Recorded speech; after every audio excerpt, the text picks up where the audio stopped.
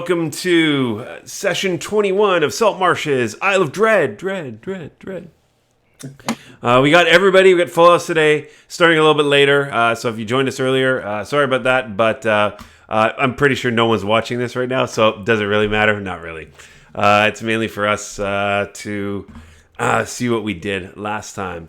Now, we did something last time, kind of an interesting. I'm sure you guys spent every waking minute watching the last episode because you had to replay it again and again. How about we get Dave this time? Dave, can you recap what we did last time? If you remember, I'm assuming you remember. You got to remember. I know that we planned on going to the new river, going back to Poseidon and going to the new river. Yep. But that was like at the end. What happened at the beginning? I mean, kind of a important thing happened, if you remember. Yeah, you guys are gonna have to refresh me on that. Okay, Steve, you go, boy. Oh, I have no idea. You don't remember what we did? Nope. There was a big chain demon. We killed a big chain monster. Yeah, I remember that, but I mean, I couldn't tell you the story. My problem is I've got 3 different games and I can't keep them straight. Okay, Jeff, you're up then. Okay, well, I guess I'm up. With some difficulty, we ended up slaying a chain devil. Mm-hmm. And then when the portal was collapsed, it basically, I think, started triggering earthquakes and tremors. It was taking the place down with us, so we had to hurry up and get out of there. But we went back to the box because we found the 4th key and opened the box up and came out with some nice treasures. Mm-hmm. And booked ass out of there, went back to the ship. Well, back to the farm first. Oh, back to the farm, and we hung out there for a little bit, but we went and checked out the petrified foresty area, Mm-hmm. and I don't know how many people collected much of anything, but and then basically headed back to the boat to... Wizard stayed with the house. Yep. Wizard didn't want to leave. Go. That's good, Greg. Am I back? Yep, you're back. Yep. That's good. Okay. We see you. Yeah, Wizard stayed. Yeah, and you guys, I mean, you did manage to take some... And he's off. You managed to get some of the stuff from the petrified forest. Like, you got the really good... precious pieces, but that seems like there's future potential for us to set up mining there. It's less of a mine, more of like it's an extraction and crafting kind of area. But I mean, let's just say a substantial. And Legolas, your eyes were kind of popping out of your head. You're bugging out of your head because they were. I mean, it's worth a lot. Like, depending on how fast you can get it out, you're thinking maybe like hundreds of thousands of gold pieces. Like either to use it as as the resources. I mean, that could be sold in the mainland for like a fortune. Treasure bath. Sorry? Treasure bath. In petrified wood. You're gonna Scrooge McDuck it and unfortunately crack your skull. But okay, no, you did. But you did get some pieces that is that sort of shows the value of it. It's a place that you might want to think about again.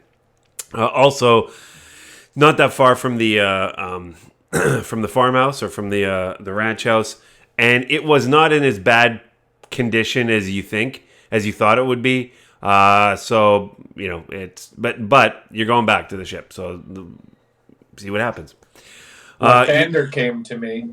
Lathander did come to you. How did Lathander manifest himself? Or what did he say to you? So he said that, that I was on the right path and it would eventually reveal itself. Mm-hmm. but there was something very important at play. That's right. You're not exactly sure, right? It'll eventually reveal itself. You're not sure where or how, but there's you're getting you're smelling the lathander light, or seeing the lathander light. Okay.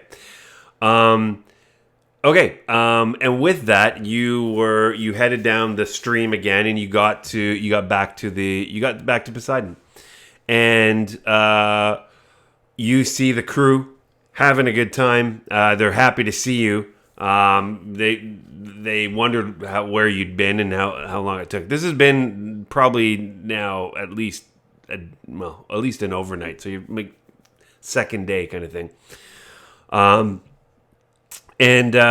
So again, we talked a little bit about crew morale.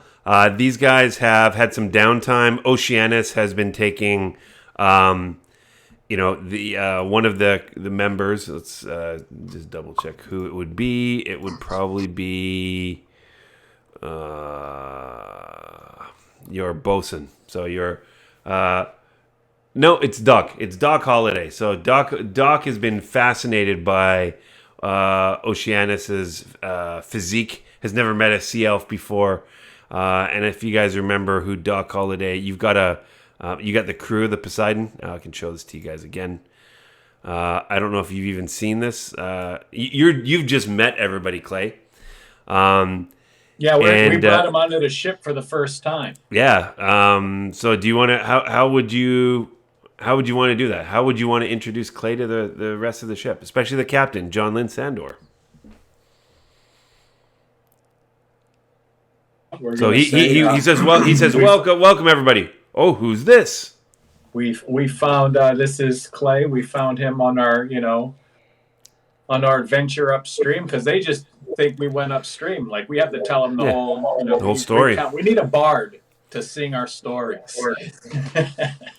So with that, Gail walks in and says, Gail. Well, I've taken notes. I've got lots of notes. And he sort of shows everybody, oh, look at this. And he shows some pictures. Let's say it's probably early, like evening, and you're not really, it's early evening. So you've got some time to decide to head out at night, or if you want to just hunker down and set off and set sail early in the morning. And now, Clay, you can read the stars in navigation, right? Yes, I can. So we want to get you acquainted with our what is it, the bosun? Yeah, the quartermaster. Or the quartermaster. So you see this. So there's this hulking half orc named Uthgart. He says, welcome, Clay. You look like you know your way around a ship. Thank you. I do. I've been on ships my whole life. My god teaches the way of the stars, and gods. And with that, I'm able to navigate at night. And you can navigate at night. Well, that's fantastic. How? Kurvash can navigate, but not so well at night.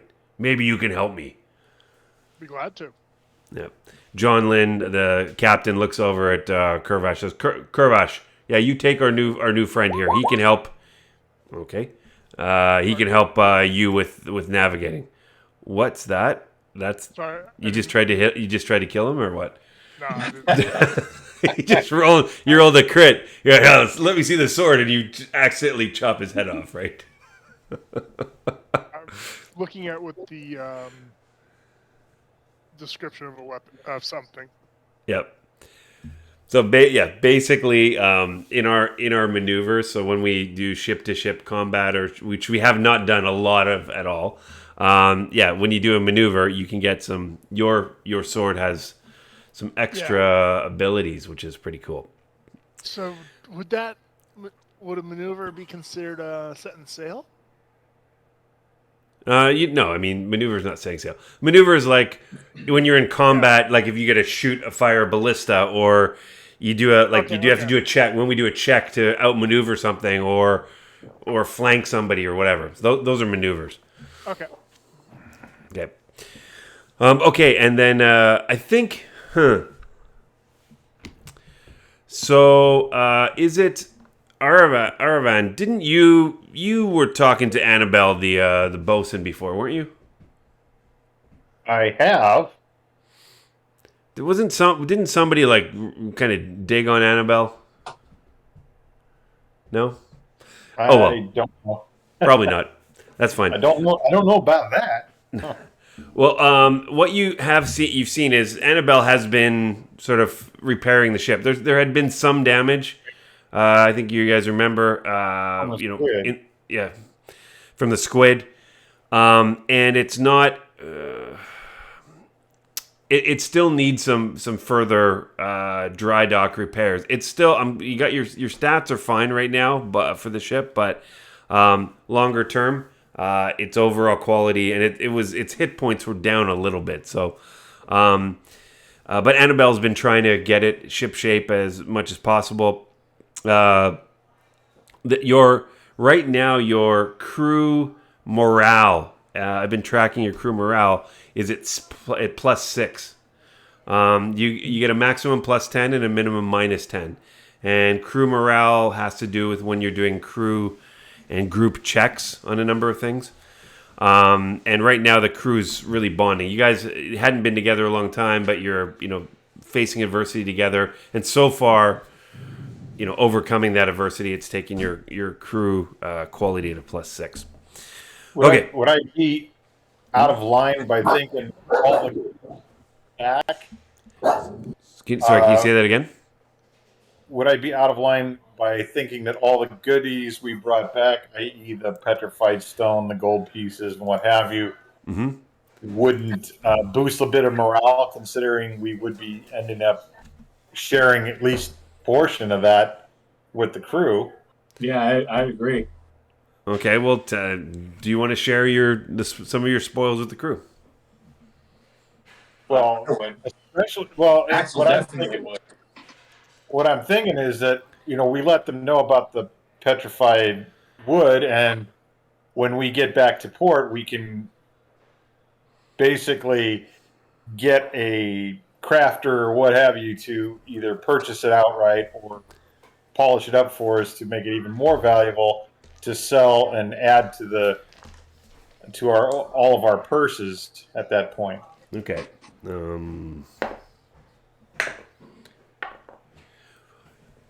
Perfect. Actually, I rolled it pretty good role playing here. So, Doc Holliday, your surgeon, who is, if you've ever seen Master and Commander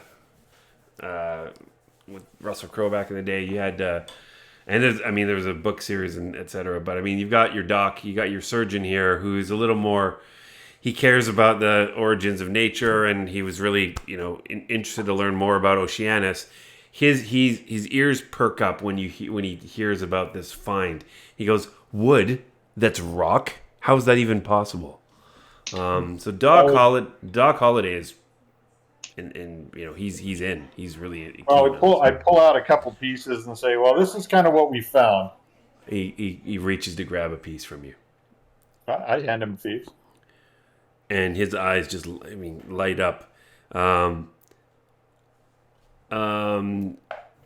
Legolas, give me an insight check, please. I know you're not actively doing it, but I'm going to see if, yeah. So, you're a little suspicious. You're like, why is this guy looking? He's looking at this too greedily, like you would have done. So you're now a little suspicious of Doc Holliday. You're going, hang on, that's our treasure, not his. But Doc Holliday is looking at it. He's like, he starts asking you questions. He starts asking Gail questions about where you found it. Tell me a little bit about was there water nearby? Tell me about the landscape. Do you want to share this information with Doc Holliday? I'll give him a kind of a thumbnail of what we did. I mean, when we were explaining our adventure, but I'm not going to go into super detail. Okay. Now, and if Legolas or someone says, hey, let's keep this on the down low, fine, I will. But, I mean, as far as sharing the basics about it, to, let them know the potential for more is there, and that, if as a team, we can capitalize on it at a later date. Okay. He's in, and he's like, just fascinating. I would love to learn more about this.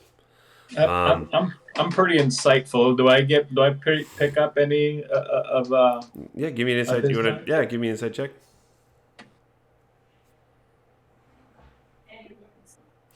Yeah, you can tell, and you guys have been with this crew for a little bit.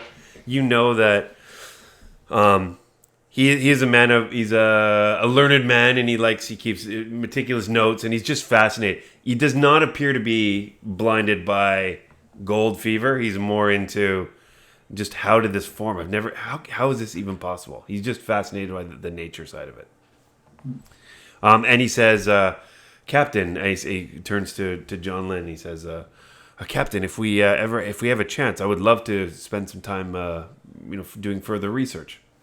And the captain says, well, that's all well and good, but you're first and foremost a member of my crew, and these are our patrons here.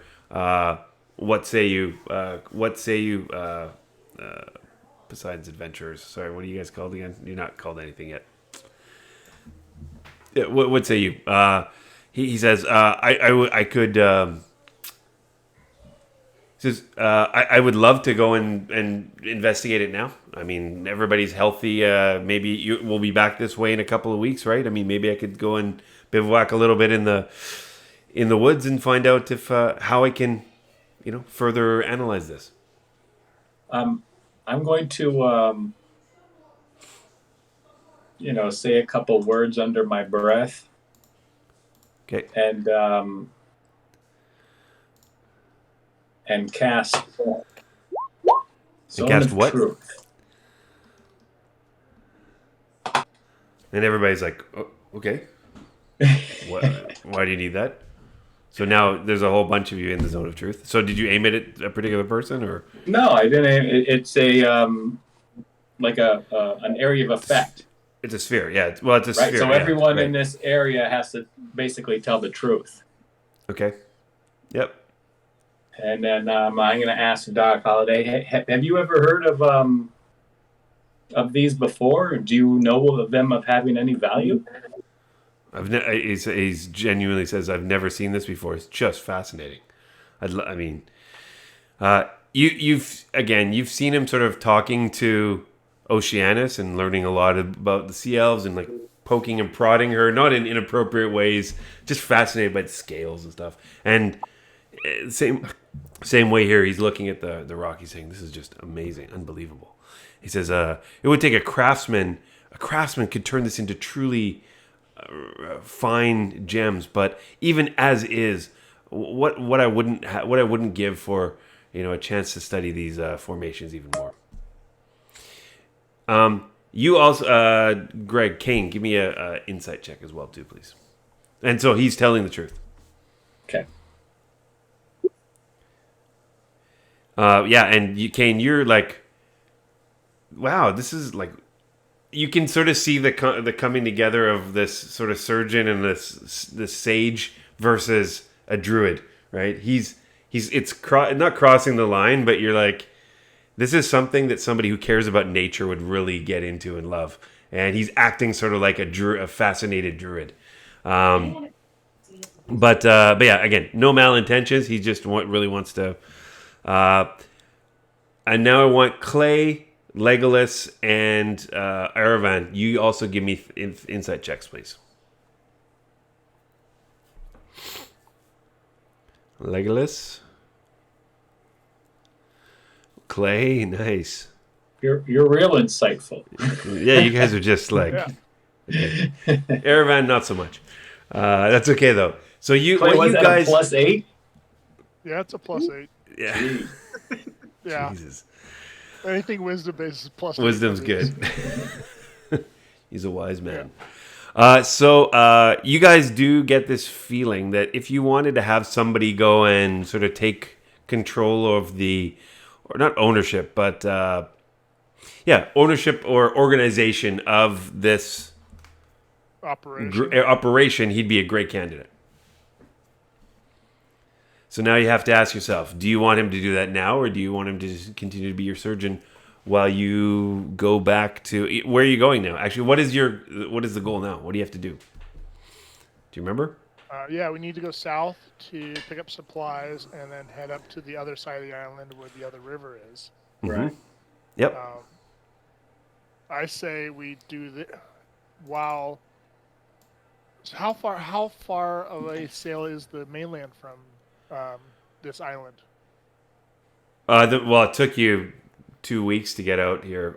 Is it about 2 weeks? I wasn't on the ship, so I don't know. No, yeah. And you So were you had a different route to get here, so Yeah, you don't know how long it would take. I'm asking my new companions how long is it taking. Yeah. Does anyone remember how long it takes to get to Chult, you guys? I lived Is it like a 10-day to Cholt and then a 10-day out from Cholt to here, or 2? Yeah. No, 10 days back to Port Nyanzaru in Chult, and then another 10-day back up to the mainland, up to the Sword Coast. So again, even if you go back to Chult, that's not the mainland. It's still there's a whole background of that. I'm not going to explain in today's session. With Cholt, will we get good prices for the petrified wood, or do we need to go back to mainland? You have no idea. Again, Legolas doesn't. Sorry. I'm kind of asking my crew and my new friends. Well, let's see. Doc wants to take care of this, right? Yeah, but Doc, he's our surgeon. He's our ship surgeon. He's our healer, pretty much. You come into a unique place that you yourself are a healer. Yeah, so I can take over for Doc if we want to try to get him set up and so he can start exporting this out to either Cholt or to the mainland. I'm just trying to figure out what's going to get us a better price because we don't want to flood the market. We flood the market, we're not going to get what we want. Jeff, I think you're muted. If you're saying something. I was going to say the mainland would probably be better. As far as it goes, we might kind of do a middleman thing if we take it to Chult and find a few artisans to work up some nice pieces for us, and then take those along with some of the raw back to Sword Coast. We could, do a lot, but I think our focus was to take care of these guys that we were hunting, and that's this is kind of a side issue. Right. I mean, so we would actually have to equip Doc with like a ship or something if we went around, to resupply, because we need Poseidon right now. We can't have Poseidon, Exactly. So I mean, yeah, he could kind of hang out there, but he'd have to be kind of self-sufficient, and you wouldn't be able to do a whole lot just him. And if we're going to start handing out crew members, it could get tougher to sail the boat and everything else. I mean, there's a couple of us on here that can fill in, but the whole point is when we're off the boat, there's not that many people left. Oh, that's a good point. You've got a full crew. Just to be clear, you guys do have you got a crew of 50. There's like your crew, the officers, these 6 officers, and then 50. Is it 15? I think it was 15 crew members. Before I do that, though, we continue. Legolas. So Legolas, you have some unique insights into trade and value of goods, based on some of your history. Do you want to chime in here around what might be either needed to get where you'd want to take it? Would it be mainland or Chult? Well, I think there's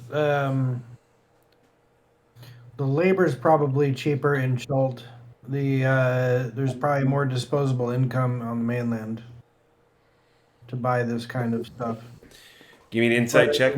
Sorry, go ahead. To Jeff's point, this isn't really our primary mission, so I would say let's put it in the hold and continue on. Yeah. All right. I agree with that, and we can always come back to this. And well, consider we are the only ones who know where it's at now. because the other guy that was there is no longer alive. Correct. You know, it's not like someone's going to sail in and just, hey, we found this, kind of stuff. They'd have to be knowledgeable and knowing what's there and where to get it from. So I think it's kind of safe to Is leave. Gail proficient in cartography? Tell him to jot this spot down. Yep. Yeah. You guys have it. I mean, you got it in your map here. So, guys, so that's fine. Final answer. I think this proves Okay. insular. We're not gonna leave people here. Okay. Last thing, Legolas, give me an insight check, please. 6. Yeah, you'd probably need some gear. ... You have no idea how much or how many. Kane, give me an insight check, please. Yeah. I wonder who's gonna make this. This is like, some doctor trying to, make valuable gems. That's not gonna work. I don't think that's gonna happen. So fine. So you guys, you say, hey, not now. We got some other more important things. The doc is very disappointed. And he's sort of sulking around a little bit. The crew morale goes down by 1, so you're at from 6 to 5. But again, it's only one point, and you still have a doc. You still have a surgeon, and he's he's doing his job. And you hear him talking to the captain. He's sort of like under his breath, but he's a captain. You got to make sure that we, as much as possible. I want to come back and do something on this next when we have a chance. He says. He puts his hand on and he says, Doc, you've been a good buddy of mine for ages, so don't worry, we'll take care of you. I want to go up to Doc and say, Doc, you have the giddy and wonder of a schoolboy, much like my taller and much more handsome younger brother. And then realize I'm staying in the zone of truth, but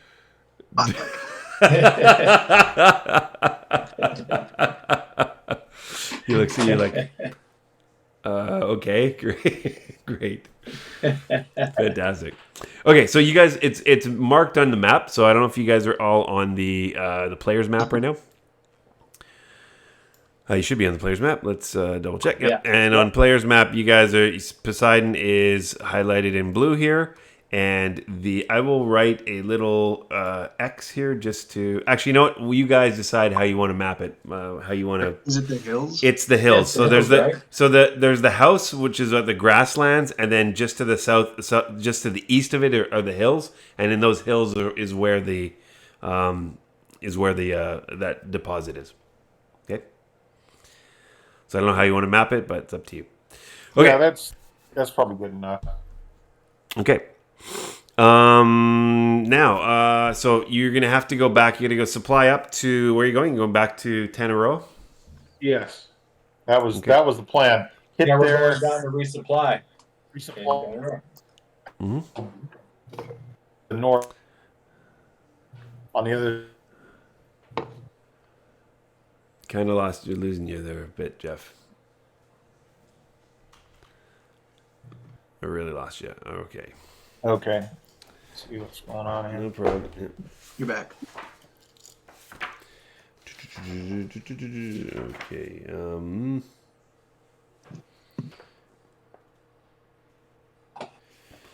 And I think we said you were going at 10 hexes half a day, right? So these hexes are 6 miles, and your ship is able to, if you're interested, you just go to your ship, which is under Poseidon, and it has the stats of the ship. I'll just show this to you guys again. This should pop up.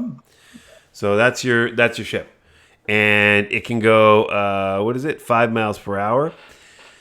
So 120 miles per day, which is we split it into day and night. 60 miles per half day, which means 10 squares.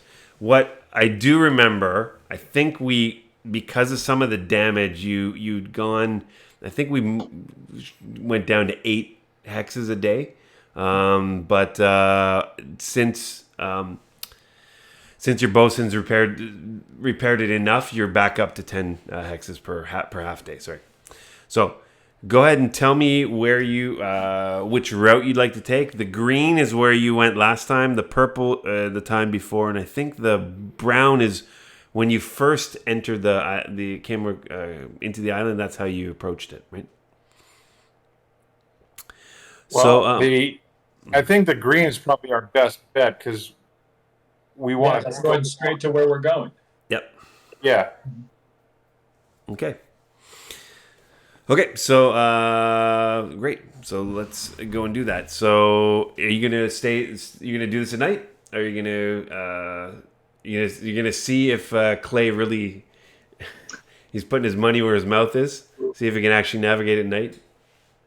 Well, first we're going to navigate during the day.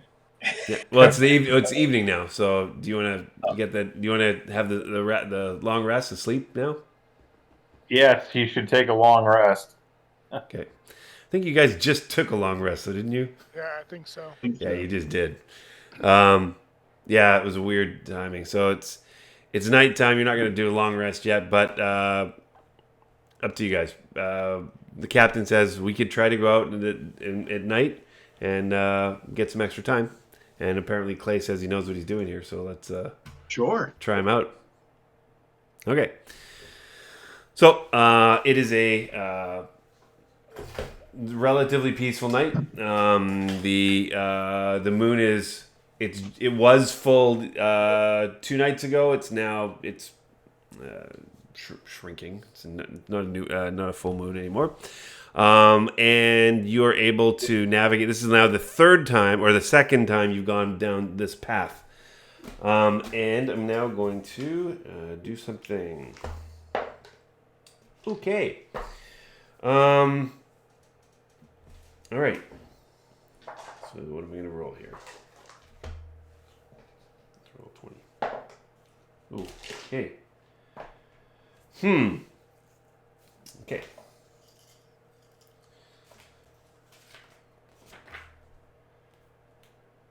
One, two, three, four. I will get Jeff. Go ahead and roll me a 1d4, please. Me? Yep. Okay. You.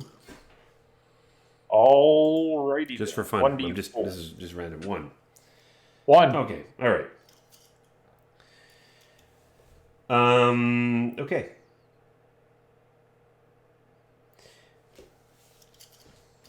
So as you're setting out in the evening, everything's going fine, and everything's going fine. Everyone knows what job they're supposed to do, but you have all of a sudden Levesque, the cook, goes, "Oh, sacre bleu!" He starts yelling, "Oh, that's disgusting! What are we doing here?"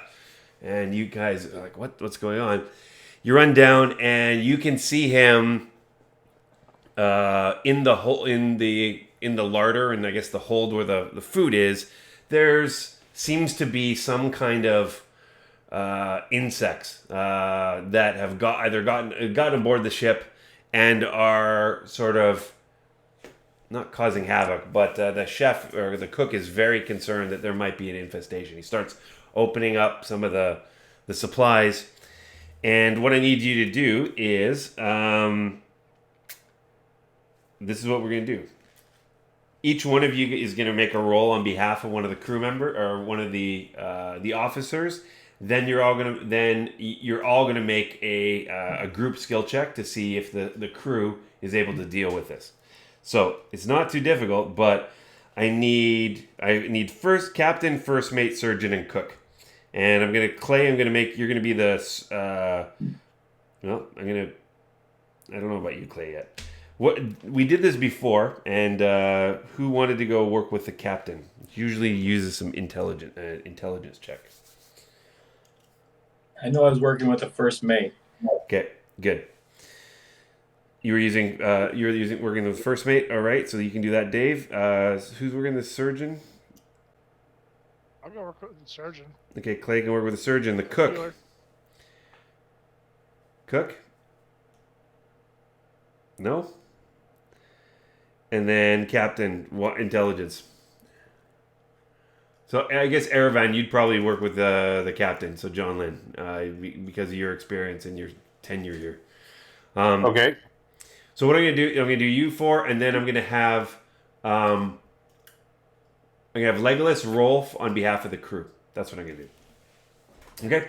So if you look at the crew, you see the modifiers here. Okay, so whoever's rolling on behalf of the captain, if I'm asking you to roll a charisma check, it's charisma +2. If it's intelligence +1. If it's Liam, the first mate, it's charisma +1. Can you see under the crew of Poseidon, under the notes, you can see the modifiers, right? Yep. Okay. So first of all, what we're gonna do, I need you to make a DC 10 check. Wait, hang on. You're casting Sacred Flame. Is that right, Steve? Okay. We'll do the crew one in a minute. What we do first is we do the officers first. Okay. So ability check officer makes. All right. Oh, hang on. Even if that was with different ability checks, their successes and failures contribute to the one group check. Oh. That's a one group check. Okay, got it. Okay. So let's go for it. I need the captain. You're gonna make a intelligence check, which would be +1. Okay. 10. Oh wow. Okay. DC 10. One success. Fantastic. First mate. Charisma check, please. Okay, so I'm just rolling the D20, not the D20, mine. and then it's not yours ability. This is the crew. This is your. So it's just going to be a D20 plus 1. 1. That'll fail. Oh, I rolled mine. That's why That's fine. So, yeah, guys. So sorry. I should just make this. So Jeff, I rolled off mine. Oh crap. So yeah, you're Not a D20. Just I rolled mine. Sorry. Okay. So Jeff, go ahead and roll it again. You A D20. D20. Roll a D20. Go ahead. Okay. So that fails it. All right. We're screwed now. Come on, crew morale going down the drain. Okay. Not yet. Now surgeon. Doc, on behalf of Doc Holliday, roll a D20 and add your int modifier. Okay, that's 15. He knows the right way to stamp out these to lead some non-toxic poison for these insects. And now the cook. +1 Constitution.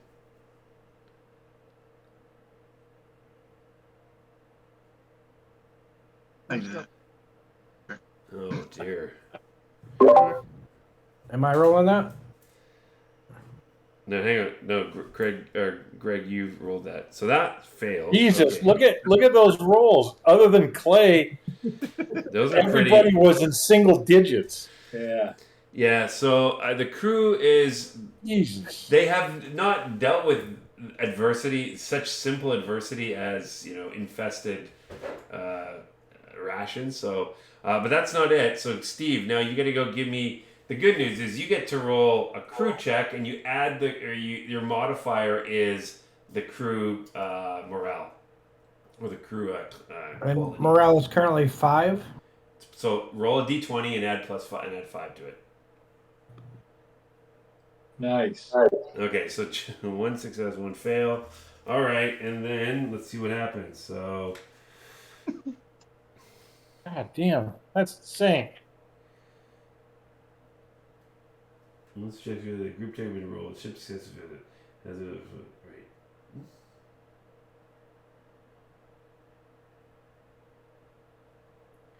So hold on 1 second. Sorry. Description of a hazard that description states what ability check make. All the non-officer crew members make a single check with the crew quality. The success or failure of all these checks. All right. Well.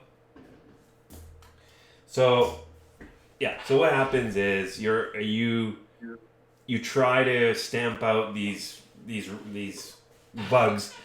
Some with some success, but a lot of failure. So you actually open up you sort of damage the containers that the goods are in.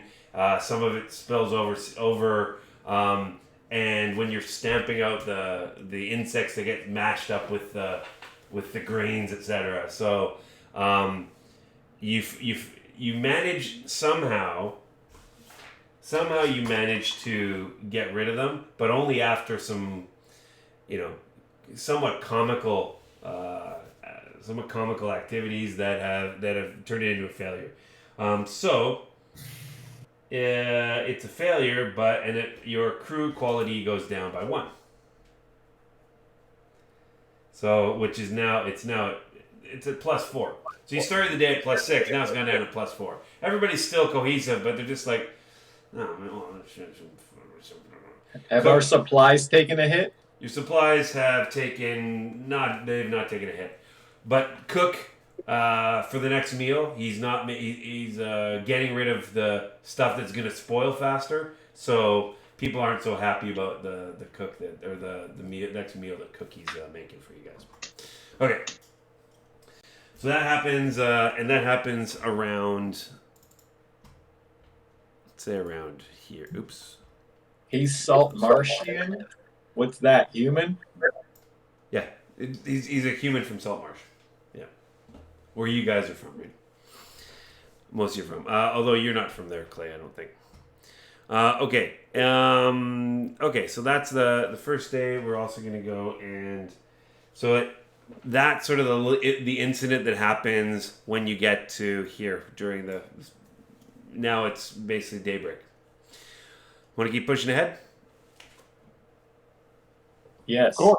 Okay. Sure.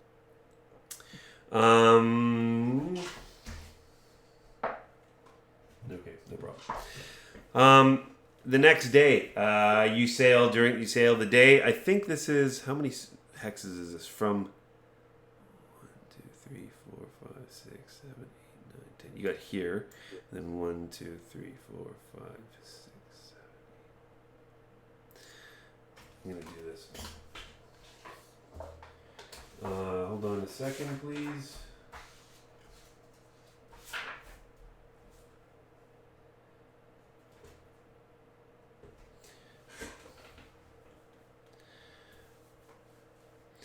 As you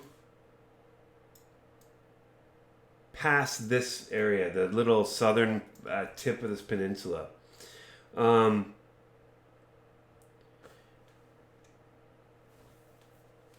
Erevan, you notice as you sort of looking around, you notice that there seems to be something.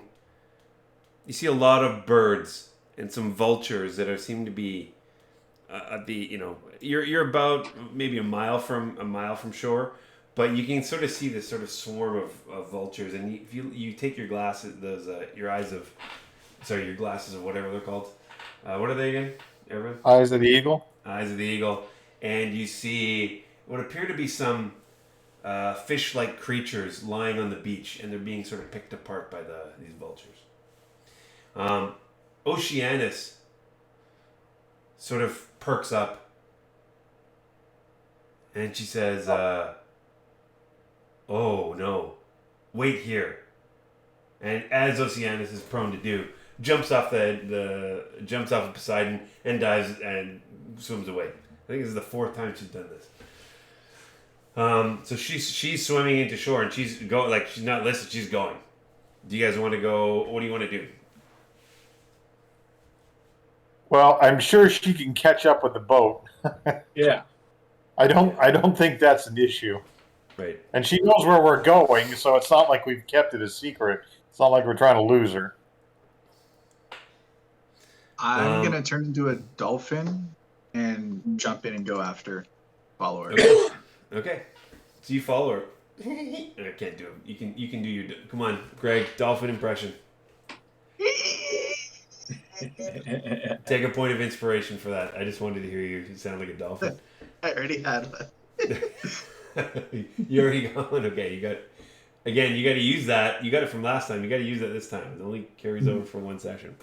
Okay, so you managed to get... You're coming into shore. It's relatively early it's in the morning, and Oceanus jumped. She comes out of the ocean. She's now on the beach, and you guys on the ship can see her there too. Now you are in dolphin mode. So what do you want to do? You want to get out and see what she's doing? Oh yeah.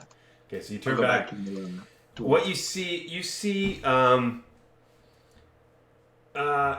there are 3 creatures that you've never seen before, Kane.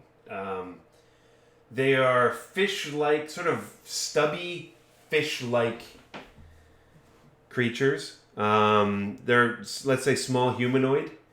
I'm going to show you what they look like, but this is not the exact replica. Can you see this, you guys? Oh. It looks like it's a fish, but it's got sort of feet, like fin-like feet. It's not long. It's not like long like Oceanus, and it's got a couple. There's a couple broken spears as weapons, and you see Oceanus go up and she begins sort of saying something under her breath. She's touching the bodies, and she's sort of like tenderly and gently. Sort of trying to put them at ease, and as she's doing that, you're just like, and you can see these fish have been they're scared away the vultures. They're being picked apart, but you can clearly see. Give me a medicine check. I need a medicine check. Medicine. Yep. Yeah, you can clearly see that doesn't seem to be any accident. There's some wounds on these creatures, and yeah, it looks like they've been attacked and killed, and you're gonna assume that if it was like a dinosaur or something that wanted to eat them, they would have been eating them, and they're not being eaten. So Oceanus explains to you these are, and she says, Kane, these are known as Lokathath. They are a peaceful underwater living species. If anything, they're the enemies or the opposite of the Sahuagin, right? They've been known to live in small villages. I have not seen any so far around here, but sometimes it's hard to find out. I don't know who would have done such a thing. They are not a danger to anyone, and they have not been. Life in the ocean is cruel, and sometimes creatures get eaten for food. But it looks like these have been killed on purpose, and then she says, and why are they here? They're all like sort of lying in. It looks like they were killed and then put here. It wasn't like a pitched battle and there's signs of other creatures. It looks like they were killed and put here. And she's scratching her head. She says, who'd want to do this to the Lokathath? And she's like, Sahuagin? She says, maybe those. And from what we're hearing, those Sahuagin are. They're up to something. They're up to no good. We know that. But and she sort of hangs her head. And then as she does this, she pulls out a knife. And cuts sort of a couple of the gills from these creatures, puts them all together. And she holds them together. She says a couple words and then throws them into the ocean. She seems to be familiar with Lokathath burial rites or something. So, and she's actually says, we leave them here, and she looks up. The vultures will get them. That's what she says. Anything you want to do? I'll try to help her with the rest of the Lokathas, like cut out their gills and. She's done. She's cut them all off. Yeah. Okay. Rest of you guys, you're sort of seeing stuff going on over there, but anything that you wanted to go and do to either help or find out what was going on there? I'd pretty much be on the boat. Okay. Staying on boat. Stay on the boat? Same here. All right. What's the distance to this stuff? Less than a mile now, about half a mile. Okay. Yeah, I'll stay on the boat. Okay. So you get back. Basically, Oceanus is a little upset. Wonders what's going on with the Lokotha. They're friendly. I'd love to, if they're around here, that would be great. But not these three. Okay, so when she reports what happens, because we were, I just saw a visual, and then I'm going to ask her, do these things live on land or underwater? These Lokotha? Lokothas, they live underwater. They are semi-amphibious, so they can survive out of water. She goes a little bit into the detail about Lokothas, and I'll give you let me just give you the description because she's obviously familiar with them. As you guys imagine, not Cage. What's his name? Kane? No. Yeah. Gage. Is it Gage? Who's your scribe? Gale. Sorry. He's very interested in learning about this too. So they're proud fish folk, and they've endured war, slavery, mistreatment at the hands of other aquatic creatures, but they're in general peace loving, and they live in submerged tribal communities, usually along seacoasts, and they'll hunt in the ocean and sometimes come out on land, but again, there's not a lot. Like that Sahagin, and there's not a massive community of Lokotha, but for some reason... Did you guys find any track marks on land, or did you think these things are dragged up on the beach?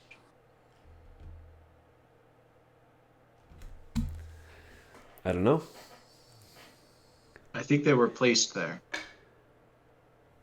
So placed as in like dragged up on the beach, or from some land faring folk?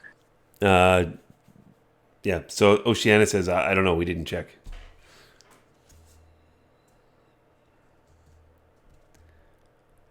Damn it, Jim, I'm a druid, not an investigator. Damn it, Axel, I'm a druid, not a medical examiner.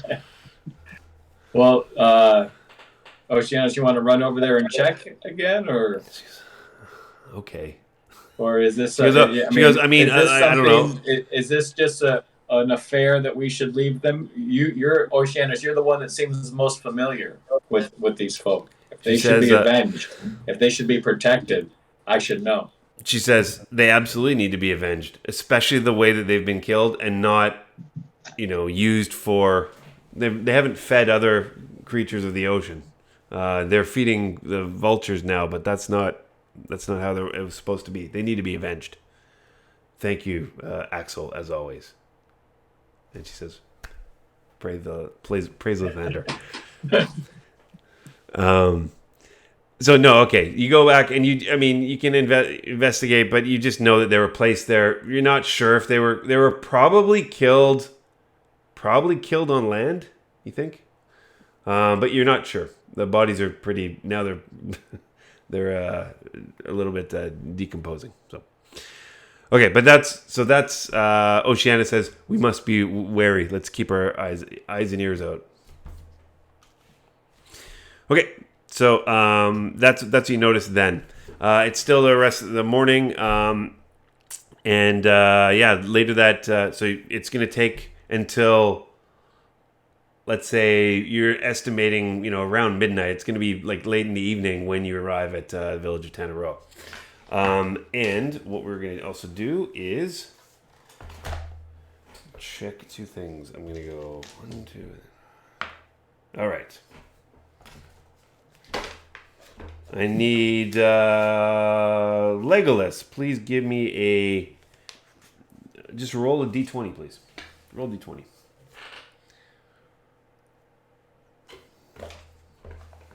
Hey, look at that. 20. Okay, so you're set after you've this little brief encounter. You're setting sail again, and the nice warm breeze of the day starts turning into a bit of a. The weather starts getting rough. The tiny ship was tossed. Good thing we have a fearless crew. Yeah. Or the Poseidon would be Poseidon lost. would be lost. Exactly. Okay.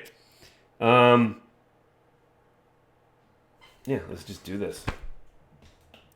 Let's do this. Okay. So as the day goes on, it's raining and it's drizzly. It's raining. The wind's picking up. It's a little bit. The navigators having to make sure that you're sort of staying on track. And so who's staying on? Yeah. So Kurvash, he's making sure we're going the right way. The wind's starting to blow you slightly off course, but you're both trying to keep it together. As the afternoon comes along, this wind is starting to pick up something fierce. You see, it's basically black. The sky's blacked out, and the wind and the rain are blowing sideways. It is a massive, if not it's worse than a strong storm. It's turned very bad very quickly. So again, I'm going to need you guys to do some checks here. Okay. I need captain, first mate, bosun, and quartermaster. So this is a typical. You've been in this before. It's a hurricane. Or a typhoon. I guess we're in the south here. So it's bad. So I need each one of you guys to do another D20. We're doing a group check. This DC is much tougher. I think you should have rolled a 1 that time, Steve. If you guys want, I'm going to allow each of you guys, if you want to go and specifically help a station using your abilities as well. This is all hands on deck. This is bad shit.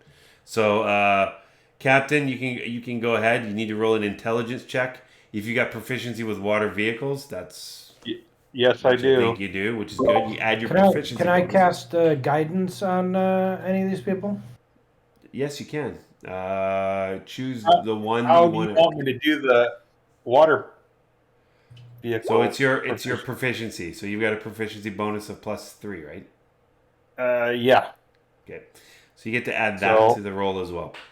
That's and hold on a second. So Steve, how many spell slots do you have for guidance? It's a cantrip.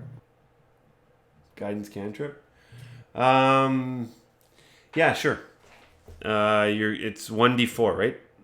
Yes. Okay, so I go up first to the captain. I touch him on the shoulder and go, "You got this." You got it. Okay, so go ahead. You can roll, Jeff, and D20 plus the intelligence is +1, and then you've got proficiency. You can add your +3 proficiency, and then roll so right now I'm at a D20 +4. Yep. Okay. But again, this is tough. It's really tough to keep the ship under control. Make sure that the sails are down at the right time, up at other times, making sure the rigging is properly secured, etc. So go ahead and give me the roll there, Airman. 24. Oh wow, yeah. So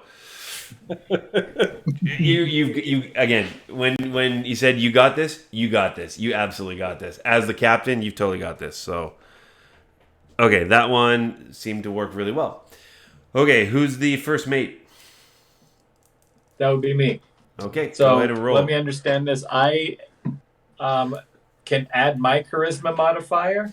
You can add your intimidation modifier, your intimidation bonus, whatever your intimidation bonus is. And is there enough time going on that it's like a round and I can cast guidance on first mate? You're able. Yeah. So I'm giving an extra 1d4 of guidance from Legolas. That makes sense because this is happening over the course of the few hours, right? So So I'm rolling intimidation, or I'm just rolling a 1d. Just roll a 1d20, and then you're gonna add your intimidation, whatever your check would be for intimidation. So, Okay, plus 2, so yep. 11. Yep, and then your 1d4 for guidance. There you go. So 14. 14. Okay, not as successful as the captain, but you're able to get every.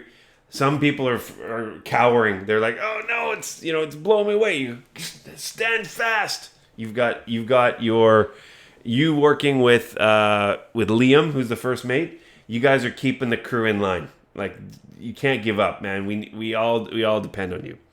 Okay, the bosun, Annabelle. This is a strength check, and the strength check for Annabelle's +2.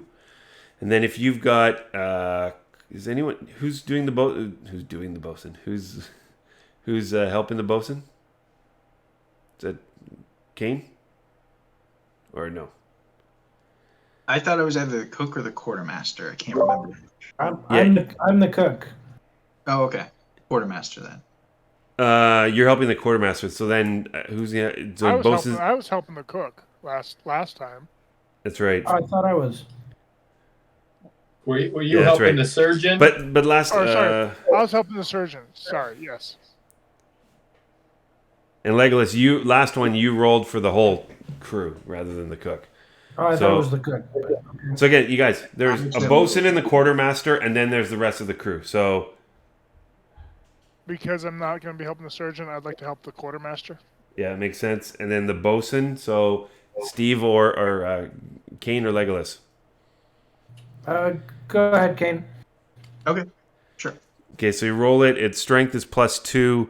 You get your guidance as well. And if you've got proficiency with carpenter tools, which I don't think you do.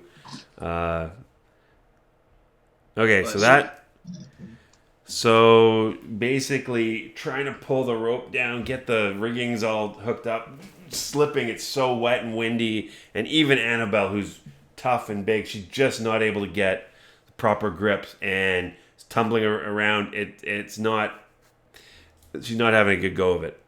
Next one is a quartermaster. And what is a quartermaster doing? With a wisdom check. Trying to find where the wind might be coming from, seeing the right angle to put the ship into the weather to try to keep it from tipping over. So give me it's a wisdom, it's a nature check, which is a +1. And then if you've got proficiency, you can add your proficiency bonus. So you've got proficiency with nature, is that right? I do. Clay? Or sorry. Oh, shit, sorry. Nature is an intelligence check. It's a wisdom check in 5e. Intelligence. It's intelligence. It's intelligence. Wisdom is intelligence, or sorry, nature is intelligence. Yeah. Mm-hmm. Wow, I found a misprint then. It says wisdom check nature. Well, it could be a wisdom check. It could be modified. That might be an old edition, actually. It's not. It could be a wisdom check modified by if you've got nature proficiency. So I'll go with that way. Anyway, it's a wisdom check, and Curvash's wisdom +1. Go ahead and roll that. If you got proficiency with nature, you can add that proficiency bonus, and then you get your guidance. Can I use my sword? To do what again? It's a maneuver. I mean, we're trying to get this thing into the wind correctly. I'll let that. Yeah, I'll allow that. That's with advantage, isn't it? So yeah, forget about your nature bonus. Is just roll it twice.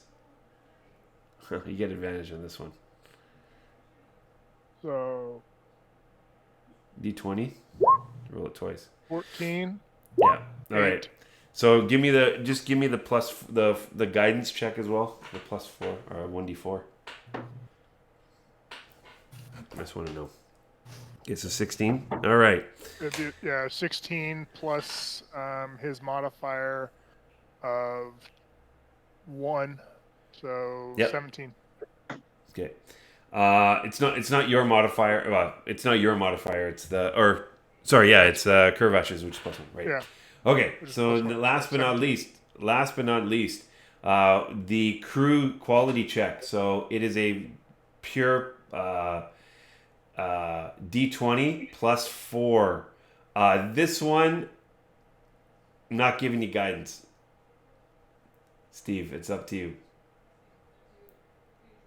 You need a D20 modified by what? D20 plus 4. It's the crew quality, which is a plus 4 right now. Nice. So I totally screwed this up, didn't I? So that's definitely successful. I said Jeff's successful. This is not DC 10. This is DC 20, isn't it? Yeah. So, You never told us what the DC was. So. It's a DC 20. Typical hurricane is DC 20. Well, then it looks like only So no, you guys. Well, no. So this is what's happening. So There's 2 successes. Yeah. yeah, 2 that's successes, it. 3 failures. So this is a failure, and so you're trying to keep it upright, trying to keep it in the wind, keeping everybody motivated, which is successful. But and the crew is coming together and trying to do everything that they can. But ultimately, this hurricane, this typhoon, has done some damage to the ship. So I'm going to roll for it. I'm going to roll over here. It's 40-10. Okay, 18. So the ship components each take 18 bludgeoning damage. So I need somebody to go to your ship in your compendium or your journal, sorry, and you're gonna have to write a note about the Poseidon. Each of its components are damaged by 18. So your hull, it was down. Its hull is still okay. Your control, so the rudder and the wheel, you've got. I mean, it's down to instead of 50, it's down to what is it, 32? I guess. Sails. Sails were damaged a little bit. It says the crew quality decreases by 1 again, so you're down to +3. All right. The ship struggles. This day, you're only moving half. You can only move half speed. So your ballista's taking some damage. Your mangonel's taking some damage. You're gonna have to put into shop for some repairs for a bit. At the end, the storm does subside. You only get to here by the end of the night, or by the middle of the night. You're only halfway. Your ship's taking some damage. Where are we? You're right here, so I'll put here. I'm gonna move Poseidon. We got taken off of the green course with the storm. No, you were going on the brown. So Tannero's over here. Well, Tannero's the No, north. we're going on the green. We're going on the green. Oh, you're going on green? Okay, sorry. So Yep. you are now. The storm has blown you here.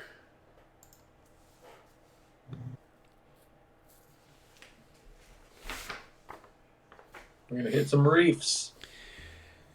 You are not hitting the reefs. You kind of knew that's where they were. I'm gonna get Clay. Give me not a wisdom saving throw. You need to give me a. Is it a water? It's a water vehicles check. Wisdom check, please. DC 12. So just roll Yep. a wisdom saving throw. Just do me a wisdom saving throw, yeah. And then and then you can also do it. Well, is it? Yeah, okay. I also want you to do one more for Curvash. Just roll out, yeah. Sorry, that's mine.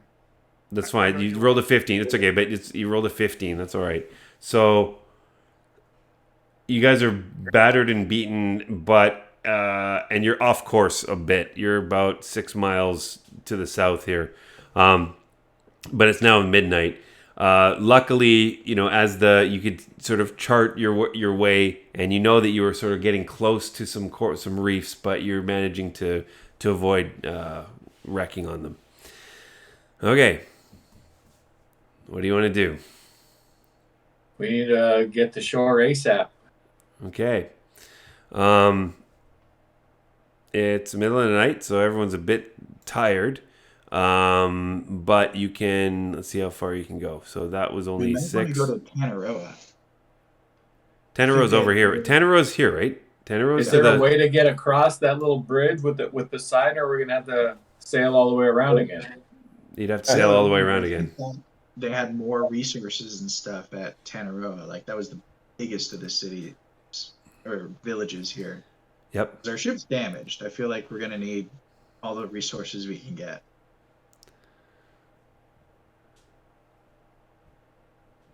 Let's do that then. Give me an insight check for Gale. He's got a +1. I need a DC 15 though. Me or Yeah, I'll get else? Kane. I'll get you to do it. Just roll a D. Just roll a D. Nice. Yeah. Okay. So Gale indicates. He says, "Sir, I've got a bit of a suggestion. I think there are more supplies at Tangaroa. That's true. But we could get supplies at these other villages who all know about you now, our group now. But maybe only enough for half. We wouldn't be able to fully restock. We need to fix the ship. That's and good point there, Sir Axel. That's absolutely we need to get the ship shape. Otherwise, it's not going to get to the river. Good point, sir. We need to. So, I guess Tangaroa will have to be if we can get the ship fixed there, or can we get the ship fixed at these smaller villages?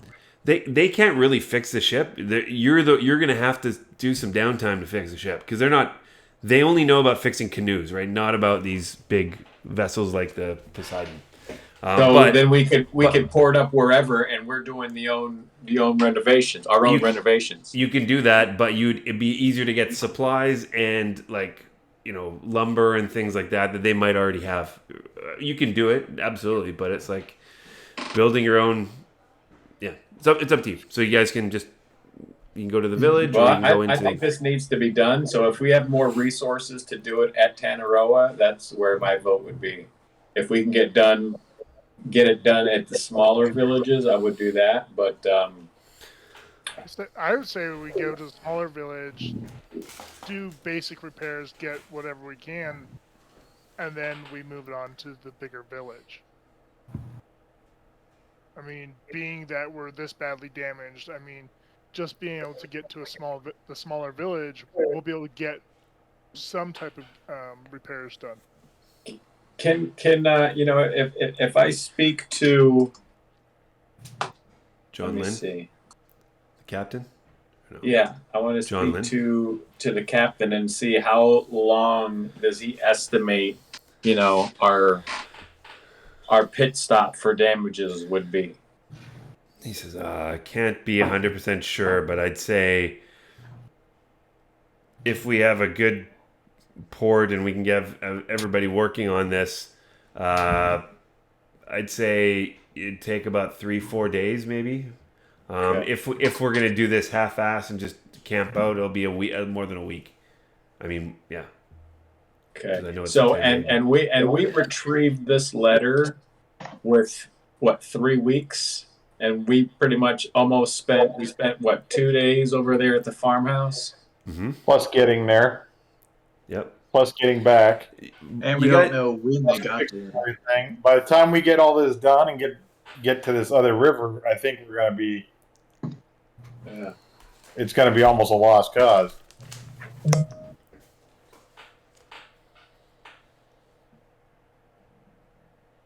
So, you guys, nobody's been sort of tracking the time properly. I sort of did it a little bit, but I do need you guys to track it a little bit more. Well, Maybe I think we did, because you did. that was 2 days to get to that river, Yep. plus 2 Yep. days there at least, Yep. 4 days. plus 2 days back. Yep. This is after we've done all the other, the other stuff at the village that we found this note at, which was at least another day or two. Yeah, so after the Those pirate note, we den. brought, the people back to Right. the mainland. So that And so far, just with getting here, we went in 6 days. Mhm. So what? Maybe another 2-3 days to bring the people back. Well, 2 days for sure, 3 possibly. It was two. It And was then- 2 days. It was 2 days to bring everybody back. Okay, so we're at 8. And then now we're going to spend at least 3 or 4 if we're all kicking ass doing it. We're never going to make back up to that point by this 3-week date, which. Or we're we might make it right on time. Well, we don't know when that timer starts. If we fix the boat in 4 days, that's 2 weeks, and we got another week to get there. If that's when we even got the ladder. Right, that's what I'm saying. We don't know when that timer started.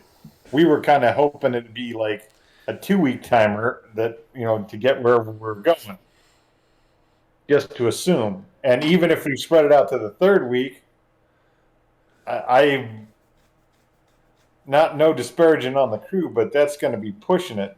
Yeah, well, we need to fix the ship. I mean, I feel like we need that should be our priority, or else we're going to have a sunken vessel pretty soon. Absolutely, I totally agree.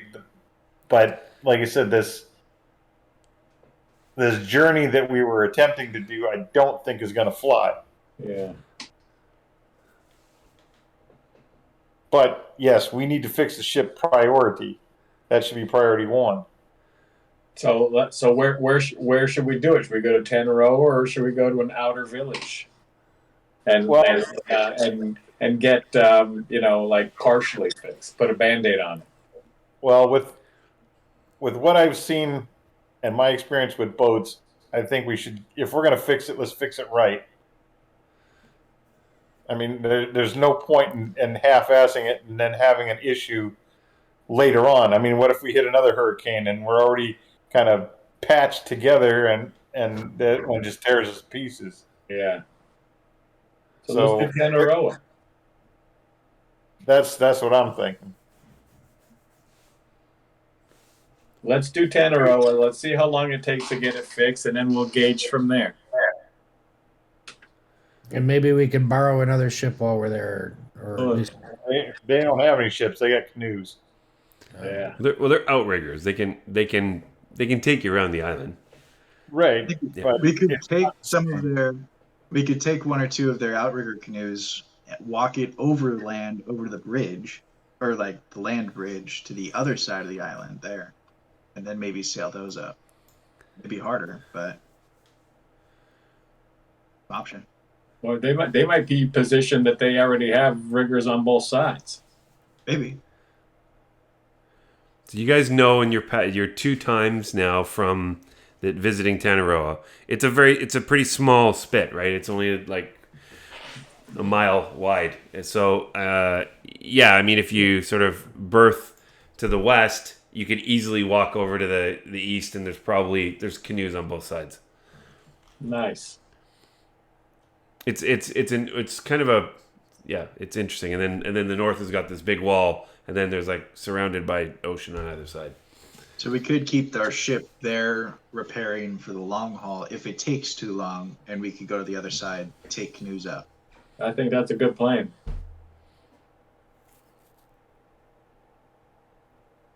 Okay, so you guys are going to take Poseidon to the west side of Tangaroa here. By the way, this is Tangaroa, if you haven't noticed, Clay, the northern dot here. Yes.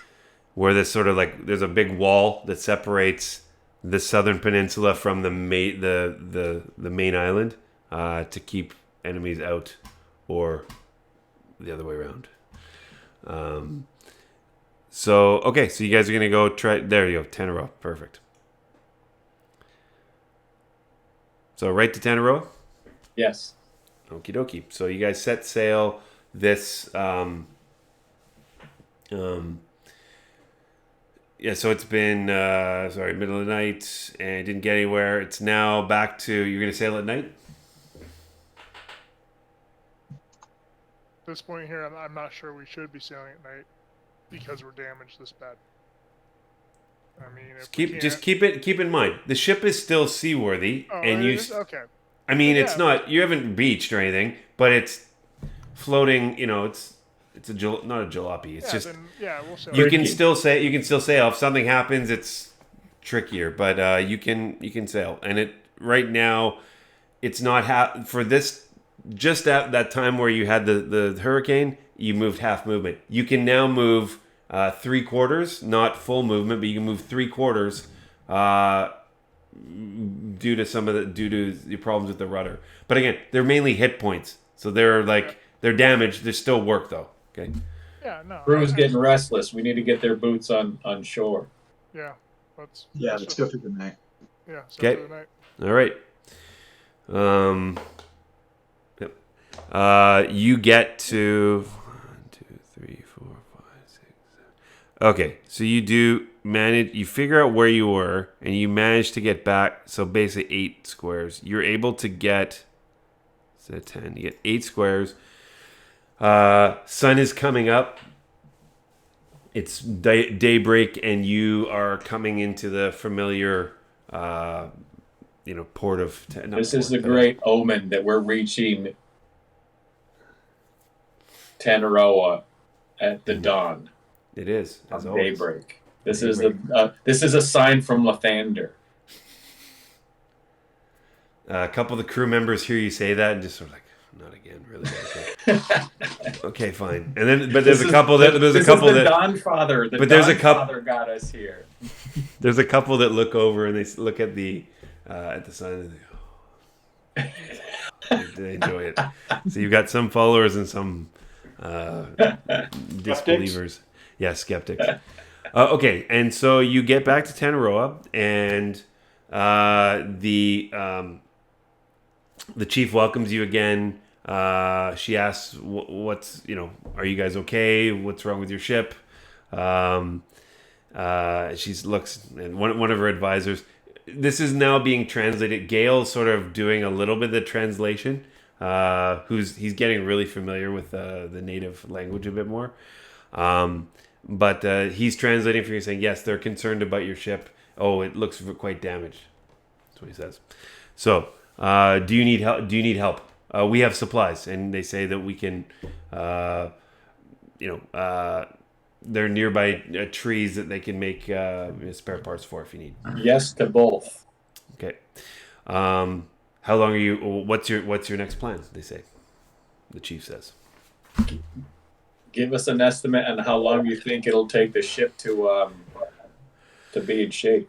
So your bosun, Annabelle, says, she says this is going to take about 5 days to get it into fully tip-top shape. If we have all of the crew, do double shifting and have you guys help out, I think we can get it down to maybe 3 or 4.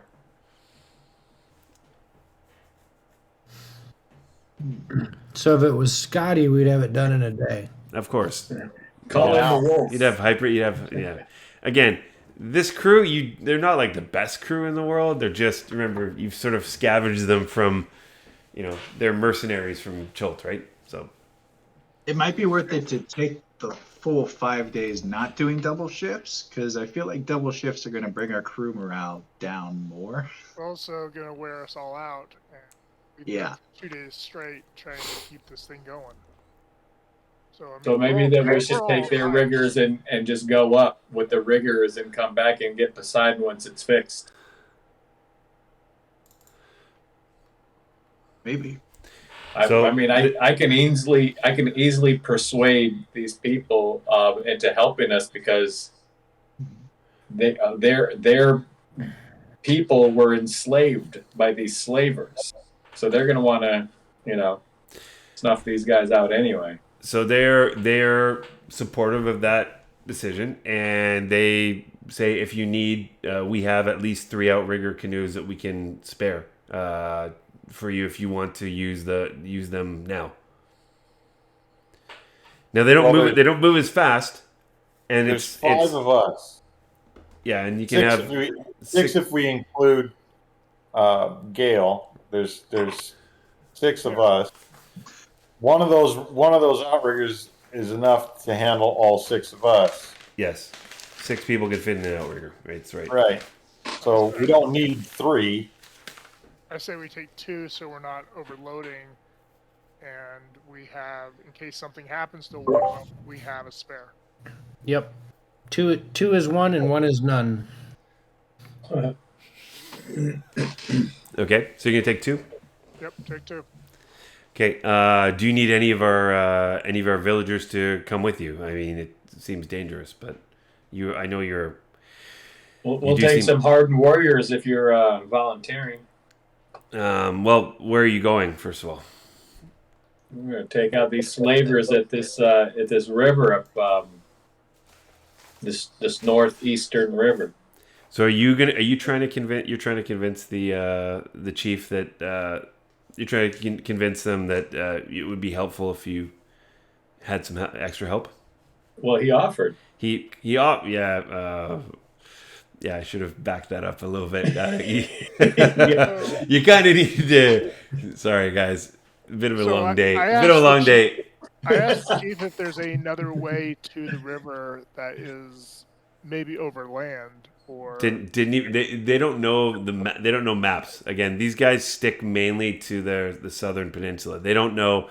You can see the map. This was not their map. Came from Rory Barbarossa, one of your. But they know 2 hexes in, or sorry, 1, 2, 3 hexes in. There's a trail that they sometimes go and get tar. There's tar fields over there. They get the tar, but they don't venture any further into the Isle of Dread. So no, they actually don't know where that is. They would never have been there, and as a rule, no villagers go onto the Isle of Dread. You would have to convince them to escort you because it's so important. If you think it's important. Going overland would take way too long. Yeah. So we might have time to wait the full 5 days for the ship and then sail back up. What was our day count before? It was like about 10 days, right? Since we got we were up to almost 14. 14. Yeah, that's another 5, and you're up to 19. So we're pretty much done. And how long will it take on these outriggers to get there? I think it was 10 per. You can get there per day is 10 hexes. So it can go like your sailing ship goes 20 without stopping. Right. You guys without these outriggers, they've got some small mass that they can use, but it's mainly people power. So it can go. About 3 days to go up there. Yeah, it would take about 3 days to get up there. So it's 10 square. You get 10 hexes per day in it with outriggers. I mean, let's talk the chief into letting us have not warriors, but people to help us crew the outriggers, so we can. And then once we get there, they can watch the boats while we go inland. I mean, we don't need fighters. We need crew. So you need scouts. So you need sort of not scouts. You need crew to guard the outriggers. Yeah, what you're saying. We need crew to guard the outriggers, and we need crew to help us get the outriggers to these things. I mean, well, at this point, like I said, I would, if we were going to have people coming with us, I'd rather have people who knew how to fight to protect those boats, even if we don't take them with us inland. If we just leave regular people there and a significant force of any kind hits them, and they're just regular people, they're going to be walked all over. yeah. Because that's what these guys have been taking is the peasantry for all intents and purposes. Yeah, they've been enslaving. If we've got at least some warriors who are willing to go up there with us, then we can say, hey, you guys don't have to go anywhere beyond the boats. You can just hang out here, watch the boats, protect the boats till we get back. So what I'm gonna do? So do you guys want to? You guys want to? You want to convince a chief to let you have some outrigger, some people. So who wants to do the? Who wants to try to persuade her? I will persuade him. Her.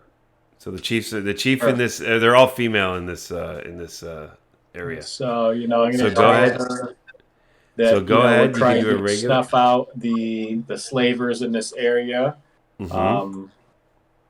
and that she has witnessed firsthand what they have brought to her lands. She says yes, but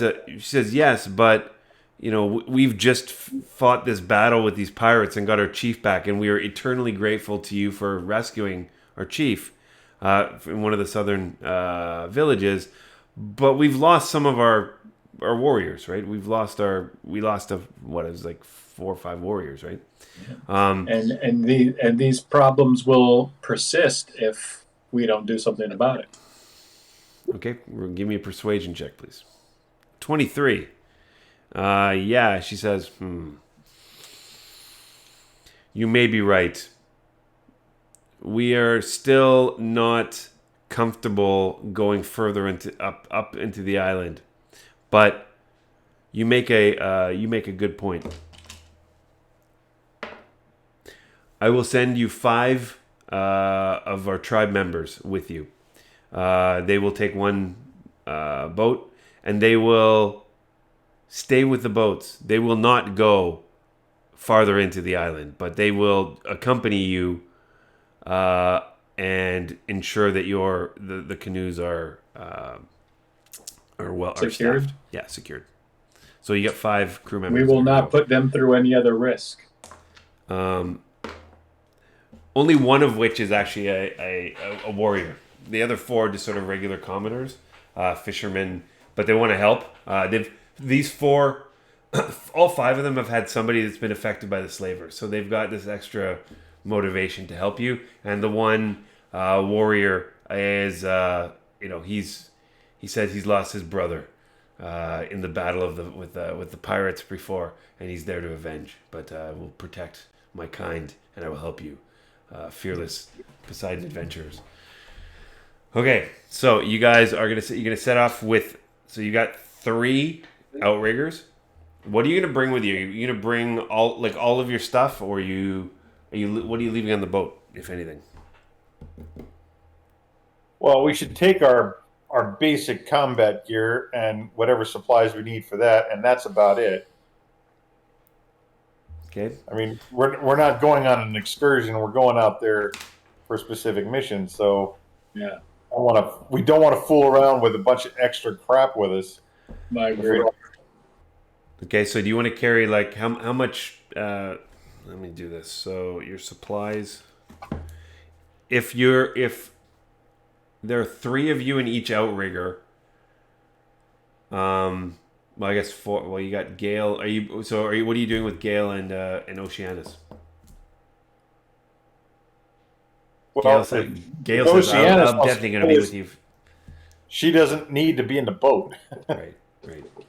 Okay. So with 3 in each boat, you're going to have enough. If you wanted to pack it, you could have 10 days worth of food if you wanted. 10 days of supplies. But that's filling it up. You said it's going to take us 3 days to get up there. 3 days back. 6 plus a couple extra days. Every time we're there. You can also forage, and you can forage. And I again, do have good berry, so I could feed us with that if we're good living off berries. I'll tell you this: if you are able to lighten the load a little bit, you're going to be able to travel faster. So Do you want to go? You Let's can do go. this. Let's go with maybe 6 days worth of food, Okay. we and don't then need whatever our basic rations are, and And just then leave the treasure back on the ship. we can go ahead and forage while we're out there, because it is wild. So No, I'm sure we'll we, find we some. don't we don't need any food. Let's just go. Just Okay, so let's no go. food. No food. 6 days of food sounds good. Let's go. What's that? No. I'm serious, guys. 0 food. Let's go. I'm good with 0 food. The captain. I'm looking at them like they're crazy. How what do you mean 0 food? How am I supposed to survive? My God will supply food and water for us. Doesn't your God supply good food and water for you? Oh my God supplies many things, but food and water is one that I have to supply for myself. My God supplies it enough to feed everyone. Legolas, what about you? Are you just watching as these guys talk about food and stuff? What's your opinion on food? Can't hear you. You're muted. I would say pack light, like 1 or 2 days, and then rely on our good berry casting friend to supply us the rest of the way. Create food and water as a spell. That's what I'm saying. My God will supply us food and water. Yeah, we got 2 sources of food now. And Okay. fresh water with this. 45 pounds of food. I'm gonna put my hand on his shoulder. You're a great addition to the ship. It might not be special, but it will keep us. Your God blesses us all. Yeah. Isn't that heresy? Coming from a paladin. Yeah. For me and the Lord, we got an understanding. We're on a mission from God. That's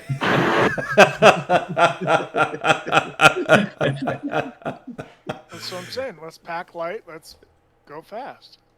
Okay. And do you guys have rations in your own personal kits here too? I do, yes. Lathander, Axel. What's that? Do you have like rations in your own personal stash? Let me see.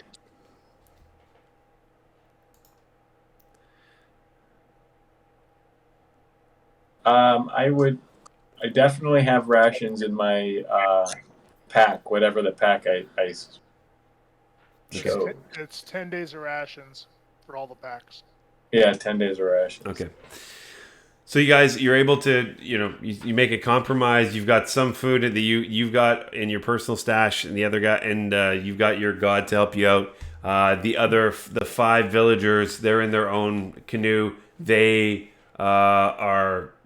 got some food, but they're kind of trusting you. Like, okay, you can make food for us. Okay, great. But they are bringing some because they know that they need it when they're watching the ships. And with that, you bid farewell to John Lynn Sandor and the crew, who are busy repairing the ship. It is, they're doing everything, and it's the next day. It's sort of as you got everything organized, and you got the crew members.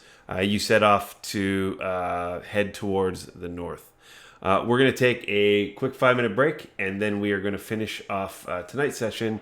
Let's see if you get to where you need to be. All right. And that is a wrap for now. Hey, Greg, hang on a sec. Yep.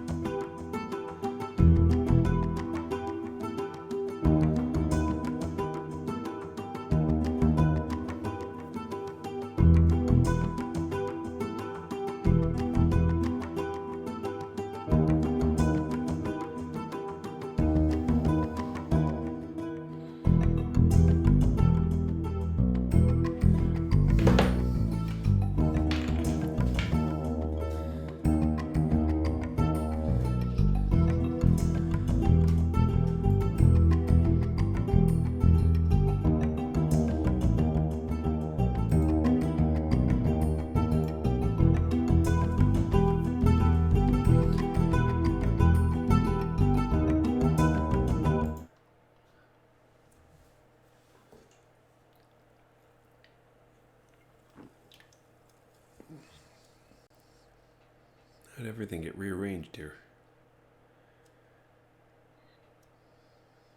Oh. Okay.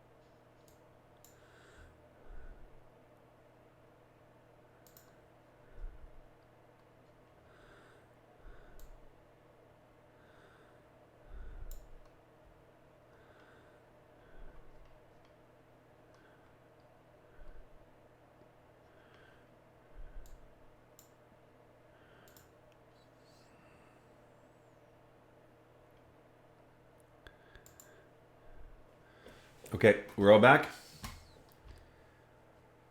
Fantastic. Okay. All right, so... and we're going to go over here. And I'm going to sneeze badly. Excuse me. Okay, thanks. Okay. So you're setting out, and you have your 3 outriggers, 2 of which are yours. 1 is your sort of guard that's protecting you, and you're able to go. We're gonna do this. I'd like you guys to each make. We're gonna do a what are these called again? These are the skill challenge. So we're gonna see. Yep, everyone's back.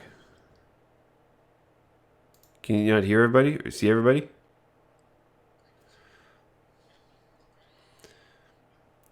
Okay, and I'm just double checking. Can you guys all off, please? Yeah, that works. Okay, good. So I haven't used enough of that tonight, so I needed to. Yeah, we just gotta make sure the buttons all still work. Okay. Okay. So you guys, we're gonna do a skill challenge. So, given that this is a relatively urgent, you feel like it's an urgent matter. You don't know how long it was. Well, you don't know when that letter was delivered to the pirates, and it could be you might have a lot of time, but you might have almost no time. So I'm gonna assume you guys are gonna try to haul ass to see if you can get there faster. Is that a fair assumption? Okay. And so give me your route. How do you want to go? You guys have the map here. Somebody draw the in yellow anticipated route that you want to take to get to this river.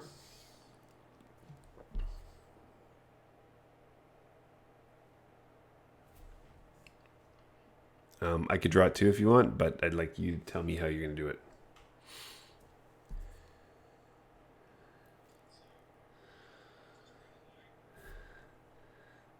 So yeah, there you go. Okay, whoever just drew that. Okay, great. Fantastic.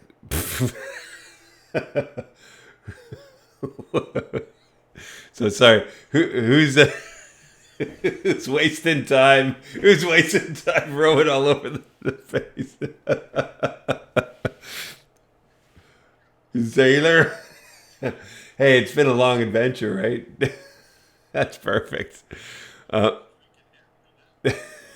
That's true. Okay, so by the way, yeah, okay. All right. So what we're gonna do is we're gonna do a skill check to see how you're able to, if you're able to go beyond the 10 hexes per day. If you are well, we're gonna do this. We're gonna set the DC. I'm gonna set the DC for the first round. And what you're going to do is you're going to tell me which skill that you're proficient in you're going to use and how you're going to use that skill to try to get you to where you want to faster. Let's start on my screen. I'm going to start with Steve. So you have to choose something you're proficient in. Tell me how you're going to do it and then roll. And the DC is going to be lower this time. I'll let you know if you succeed or not.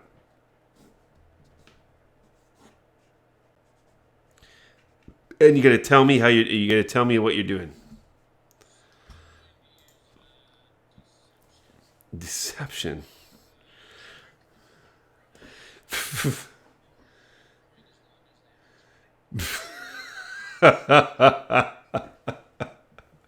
Okay. Yeah. Actually, yeah.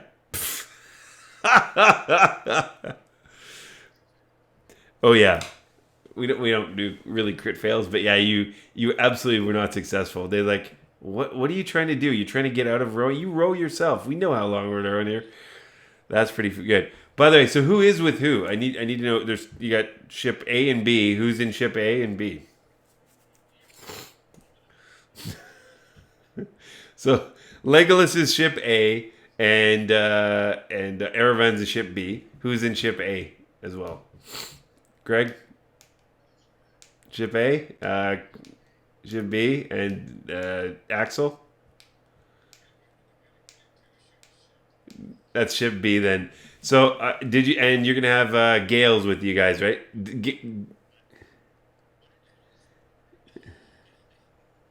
Just called you Goody Two Shoes.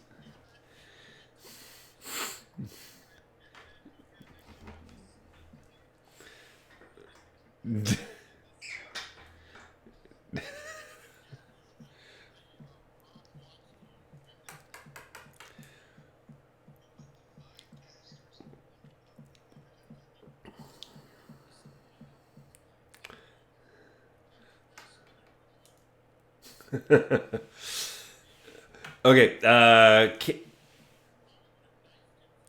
What?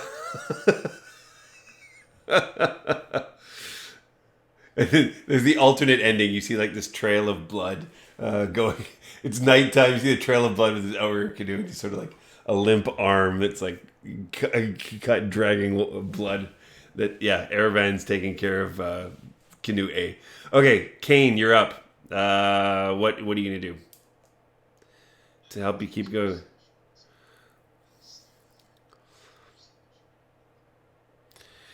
Perception to make sure you're avoiding any and all obstacles.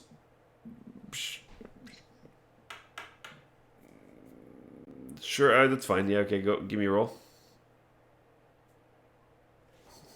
That succeeds. Just. Clay, go ahead. What are you doing?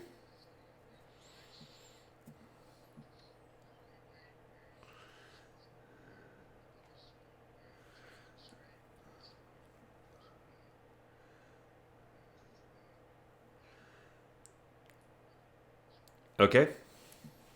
Yep. Obviously, your bonus. What's your bonus? You're proficient in athletics. So, oh, that's nice. Yep. Okay, so you're able to do that.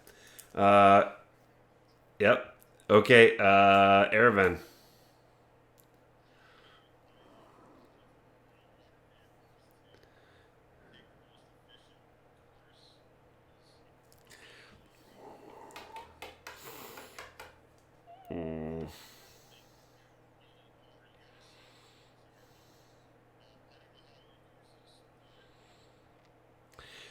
It's your water vehicles. I guess it's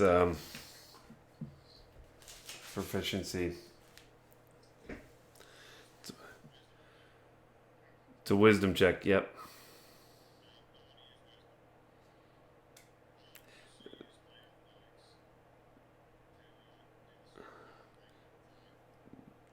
It's a basically tough guy check. Okay. Yep. Go ahead. 15. Okay, great. And Axel. So that succeeds. Axel.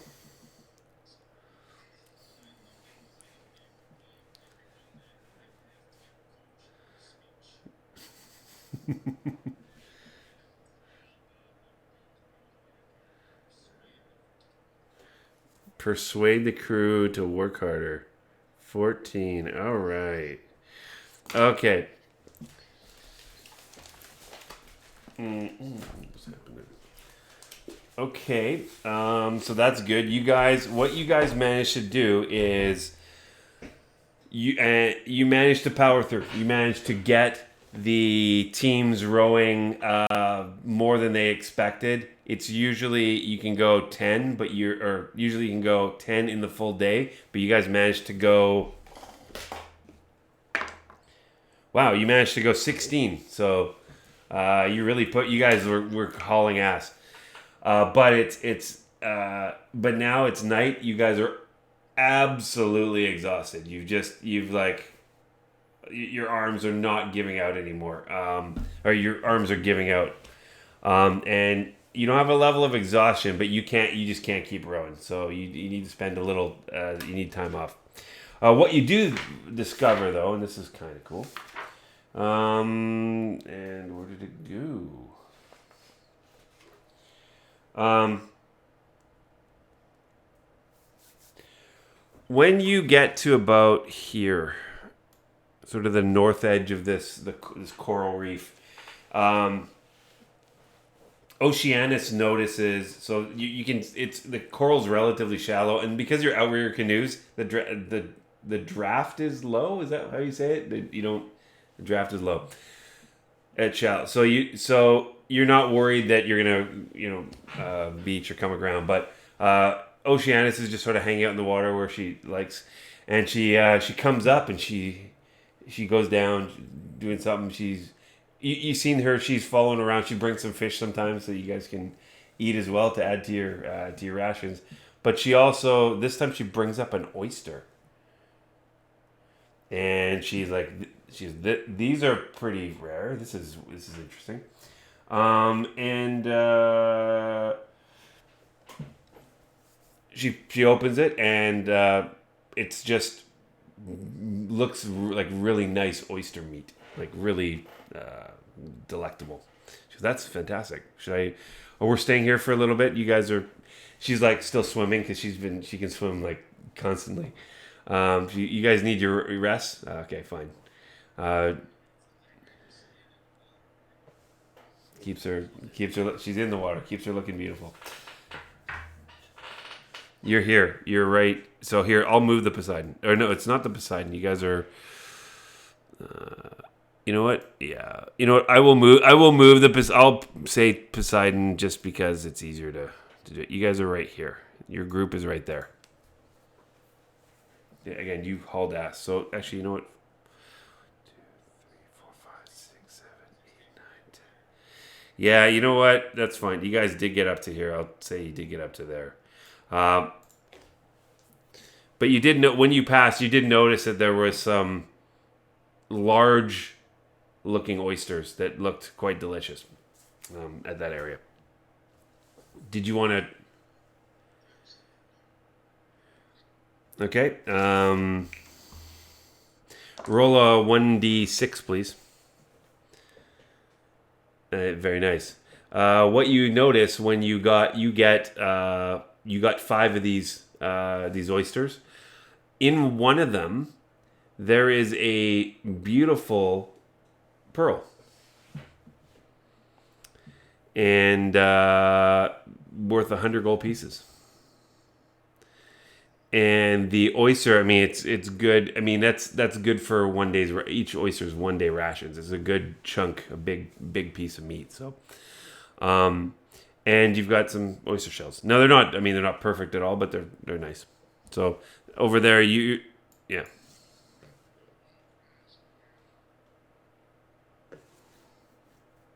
Go. Yep.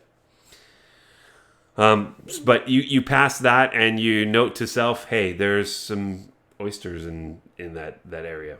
Maybe interesting to look at later, but that's not your priority. Okay. So give me I'm not gonna you don't need to give me anything. You have a uneventful sleep. And you feel recharged, you're ready to go for another day. And what you're casting, what is it? Create food and water? Okay. Of course you do.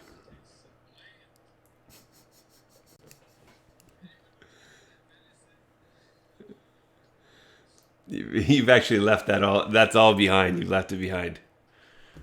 Unless your rations are the venison. Do you want to share the oysters with that food? See if you can make it a bit better. Okay, oyster gruel or whatever. I don't know. It's oyster gruel. Okay, so next day, you feel that you could probably get there in the day if you maybe hauled ass a bit. Do you want to try to? You know what I'm going to do? The villagers are tired, and you can see a bit of their will lacking. They're not as they are tired. Like, why are we going so fast? Come on, why? Come on, we need to. We can't keep doing this. What do you mean? What are you doing? Do you want to do anything about that?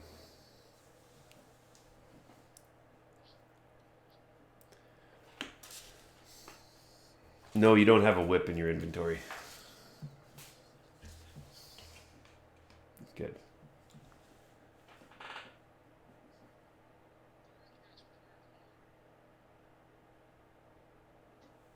Okay.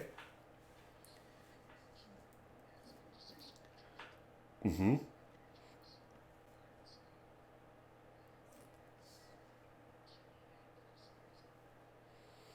Hit points. Okay.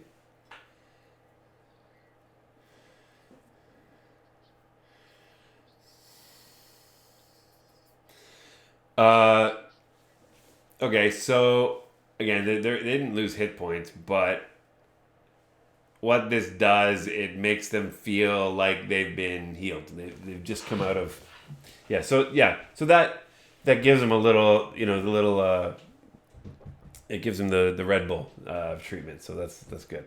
Okay, so in order to get to your destination, we need to do one more skill check. We're gonna go the other way this time. Let's start with Dave and then go back.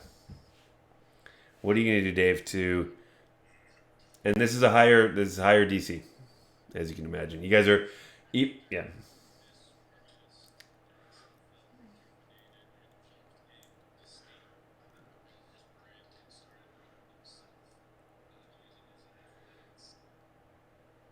Okay.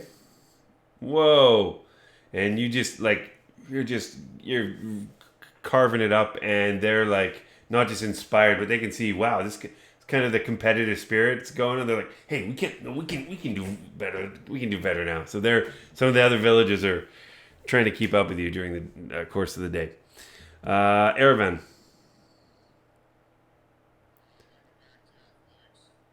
Hold on. So hold on 1 second. So what did you, Dave, Axel? What was the one that you used? The first one you used? Yeah. Second was athletics. Sorry, just to be clear, You can't use the same one again. You got to use a different one. Again, I care less about the mechanics of what you're super proficient in and have like plus 24. I care more about what you're doing and telling me how you're pushing forward.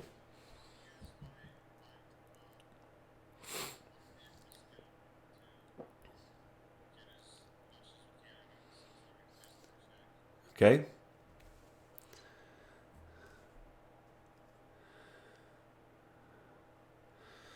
Okay. Okie dokie. Right. Okay. Thank you. Clay.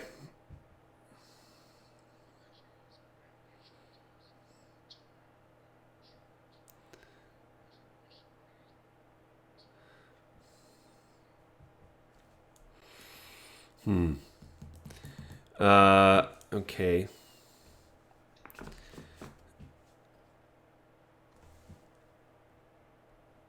Got it. Okay. You try and it's still pretty clear. You're just going due northwest. So yeah, that doesn't seem to make much of a difference on the journey, but you're able to successfully navigate northwest. Okay, Kane, you're up.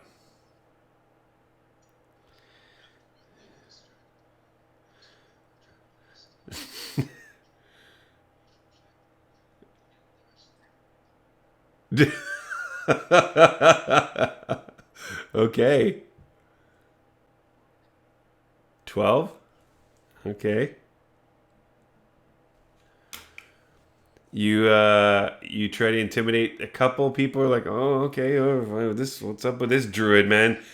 Freaking dwarf, a couple of them like, dwarf telling me what to do. God damn, Jesus Christ. So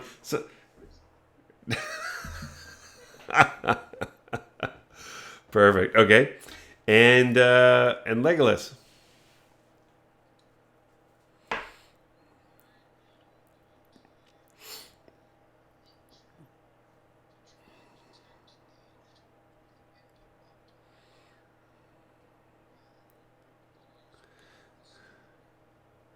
Okay. Okay.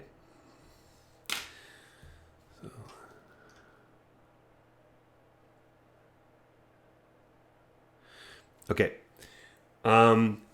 So you make some attempts to try to get everybody going faster and make sure that you get some extra distance today.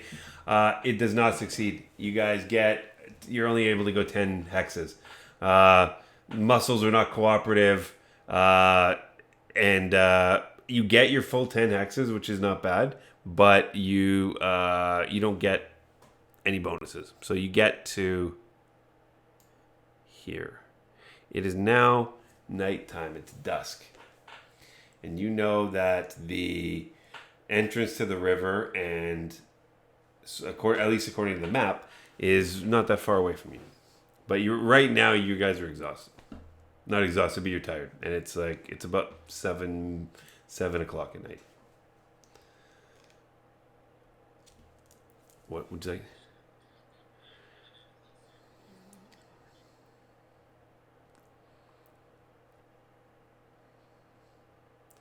So Gail says, "That's good, sis. But what are we doing? What's the plan? What are we trying to do here?"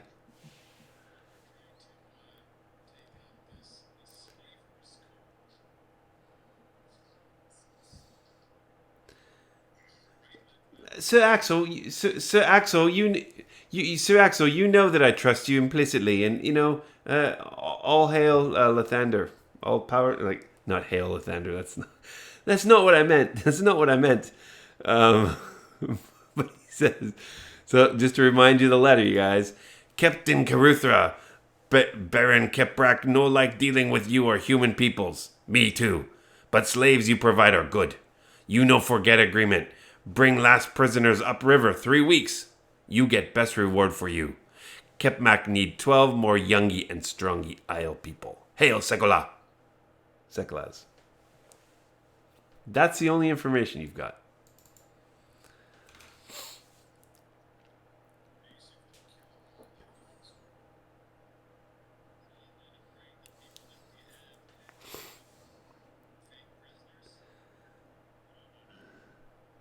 And that, as it,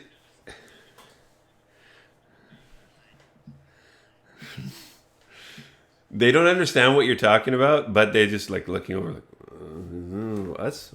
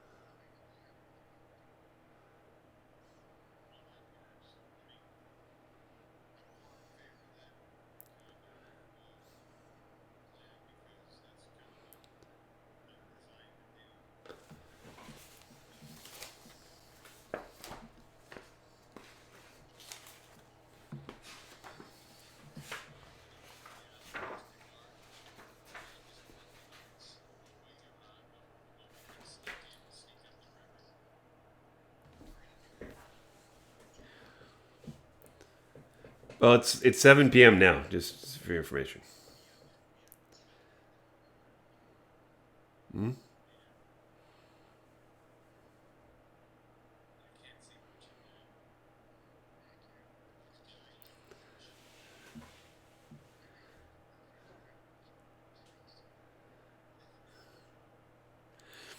Okay, so you guys managed to you get the canoes out on you're gonna put the canoes on shore?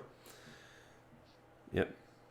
Okay, so you're sort of in between this swampy this jungle tree area, and it gives way to more swampy type terrain. You're able to hide the canoes in sort of the jungle, just inside the jungle, and the five villagers they begin setting up a little rudimentary shelter. So just so hidden, covered by ferns and trees, and you've got a pretty good hideout, and you now know you're basically on the edge of the swamp, so you know that it's another 6 miles to get into to get to where the river mouth is supposed to be. And it's now you've set up the camp, and it's now like night. So, do you want to have the rest? Okay.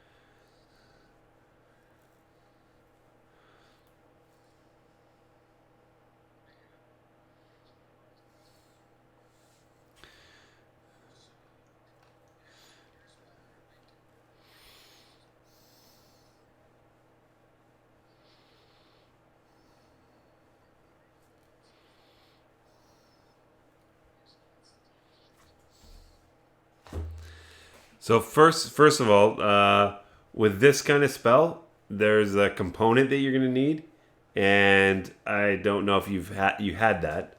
In this case, I'm going to say you did, but only in this case, because it consumes it, right? And it's not cheap. So I will say that you have that. For other spells going forward, if it's a component that you have and it doesn't get consumed, I'm assuming right now that you have them. But if it's consumable, you don't have it, except for this one. That's my judgment for now. You need to keep track of consumable components. Like if Revivify is 500 gold piece diamond, yeah, you need to have the diamonds. I'm not just allowing you to have unlimited diamonds. So yeah, so you're gonna have to do that. But I'm saying you have the incense and powdered diamond worth 200 gold pieces for this. You have that.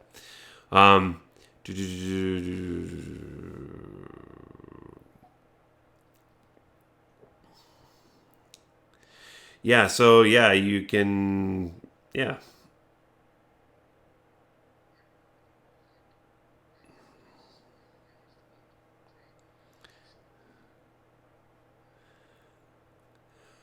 Well, it says you can only have two, so you can either have the explosive runes or a spell glyph, right? And the spell glyph is what? Spell glyph you can store prepared spell.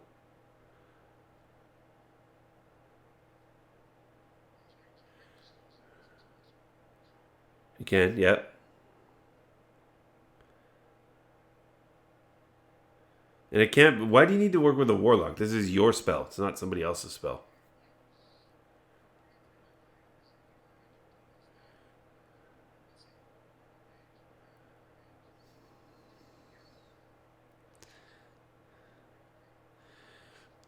I don't read it that way. Maybe I'll see it differently, but I mean the way I see it is it's your spell. It's not like, yeah.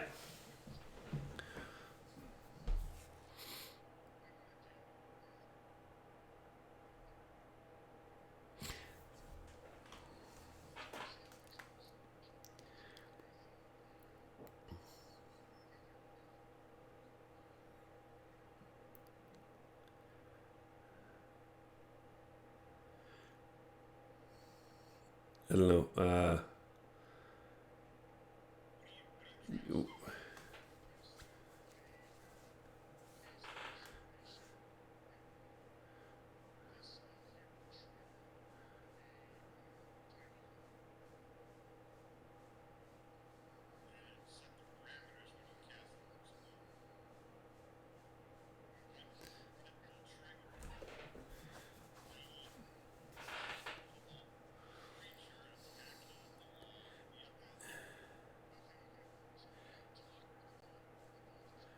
Yep.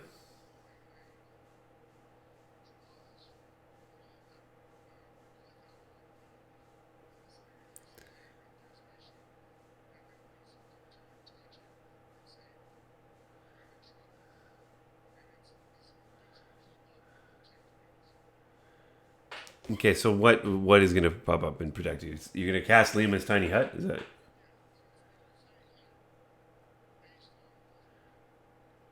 Got it. Yeah.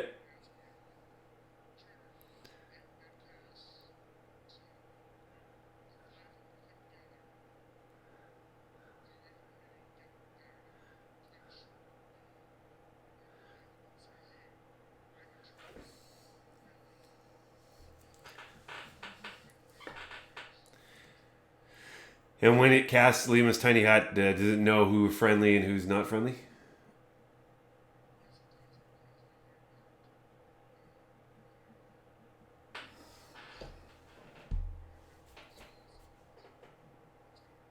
Okay. So only those that are holding those are allowed to get in. Okay. Okay. So no, I think that's fine. I mean, it makes sense of the use of this spell. I think it's good. It's the glyph of warding. Okay. Casting time takes an hour to cast until spelled or triggered. So you could like theoretically cast like millions of glyphs of warding around and yeah, okay, I got it. Then if and then whoever casts them gets killed. Doesn't remember. Then there's no record of where they are.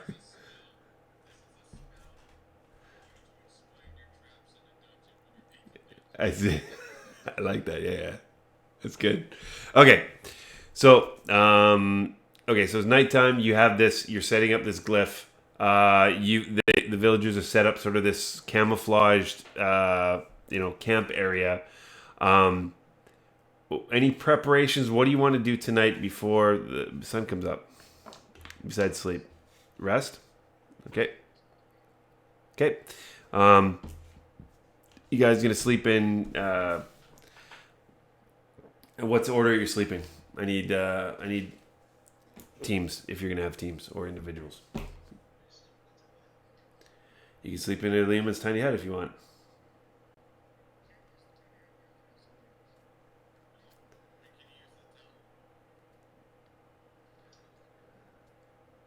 So you can have the tower pop up in the middle of the jungle.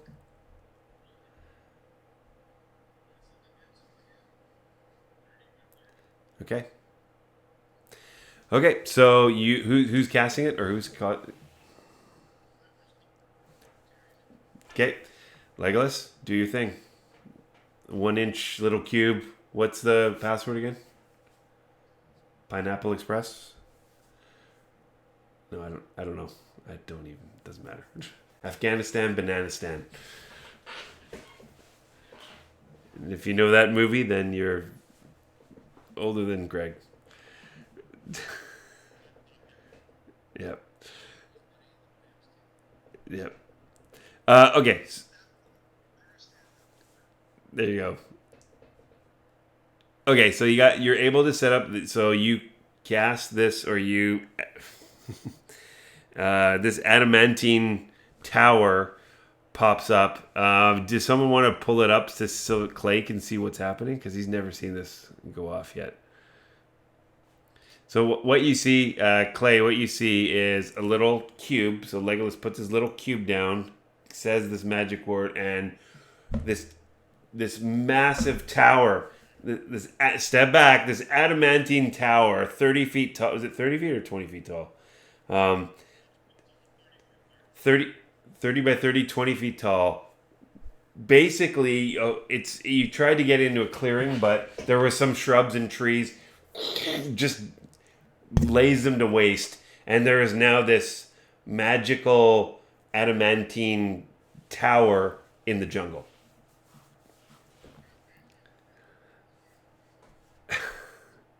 Surprise. You can look at, you've got it somewhere, I think, in your, you got it somewhere in the journal here. So as you do that, everyone gets in you've got your canoe stored away and the shelter for when you guys leave. This shelter is now housing you right now, and you're getting a good night's sleep. I'm going to roll for this 1d10 and 1, 2, 3, 4, 5, 6, 7, 8, 9, 10. 1, 2, 3.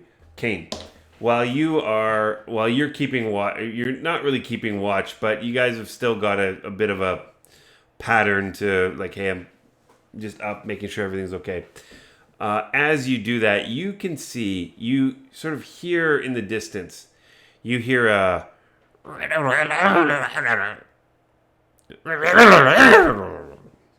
you're like, what the hell?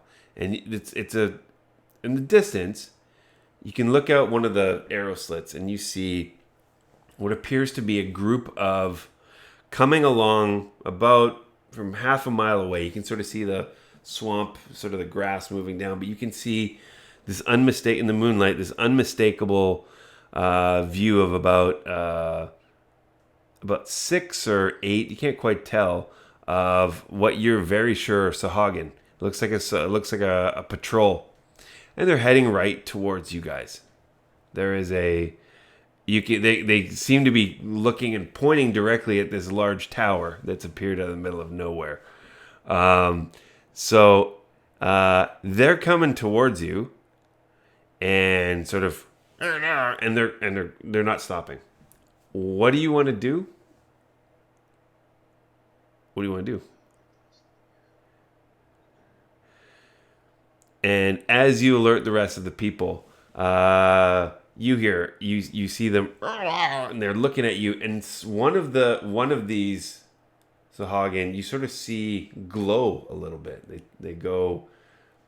This aura of sort of blue comes over them, and you sort of see it spread out, and it engulfs the other. How many did I say? I said there was 6 or 8. Yeah. So there's 7 that you can, as they're getting closer, there's 7 of them, with this one sort of, if you could tell, it's more like a mystic, some magic user that this aura is coming from, and they look angry, and they're going towards you guys. And now that you're all up, you see this Sahagin war party or scout party heading towards you, and we will end it there and figure out what you're going to do with them on the next episode of Saltmarsh's Isle of Dread.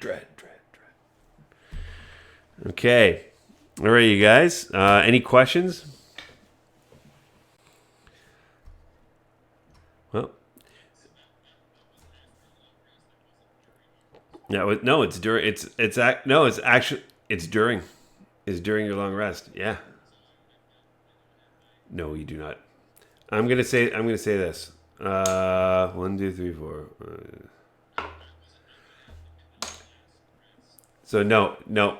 It's totally in the middle. Like, Kane was the third of the 5-person watch.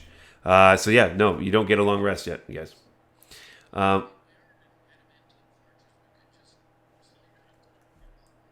Yeah, that's true.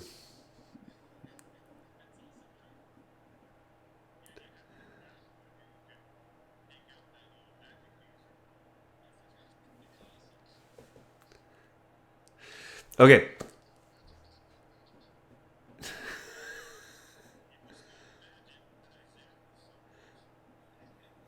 There you go.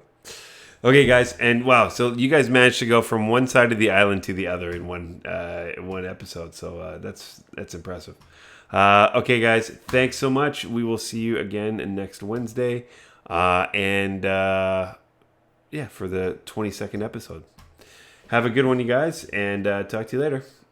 Have a good one. See you on Friday. Yeah. Well, I guess if T's gonna be there, I think he's probably gonna be there. It's not till Sunday, right? So let's see if he's on call, but we'll see.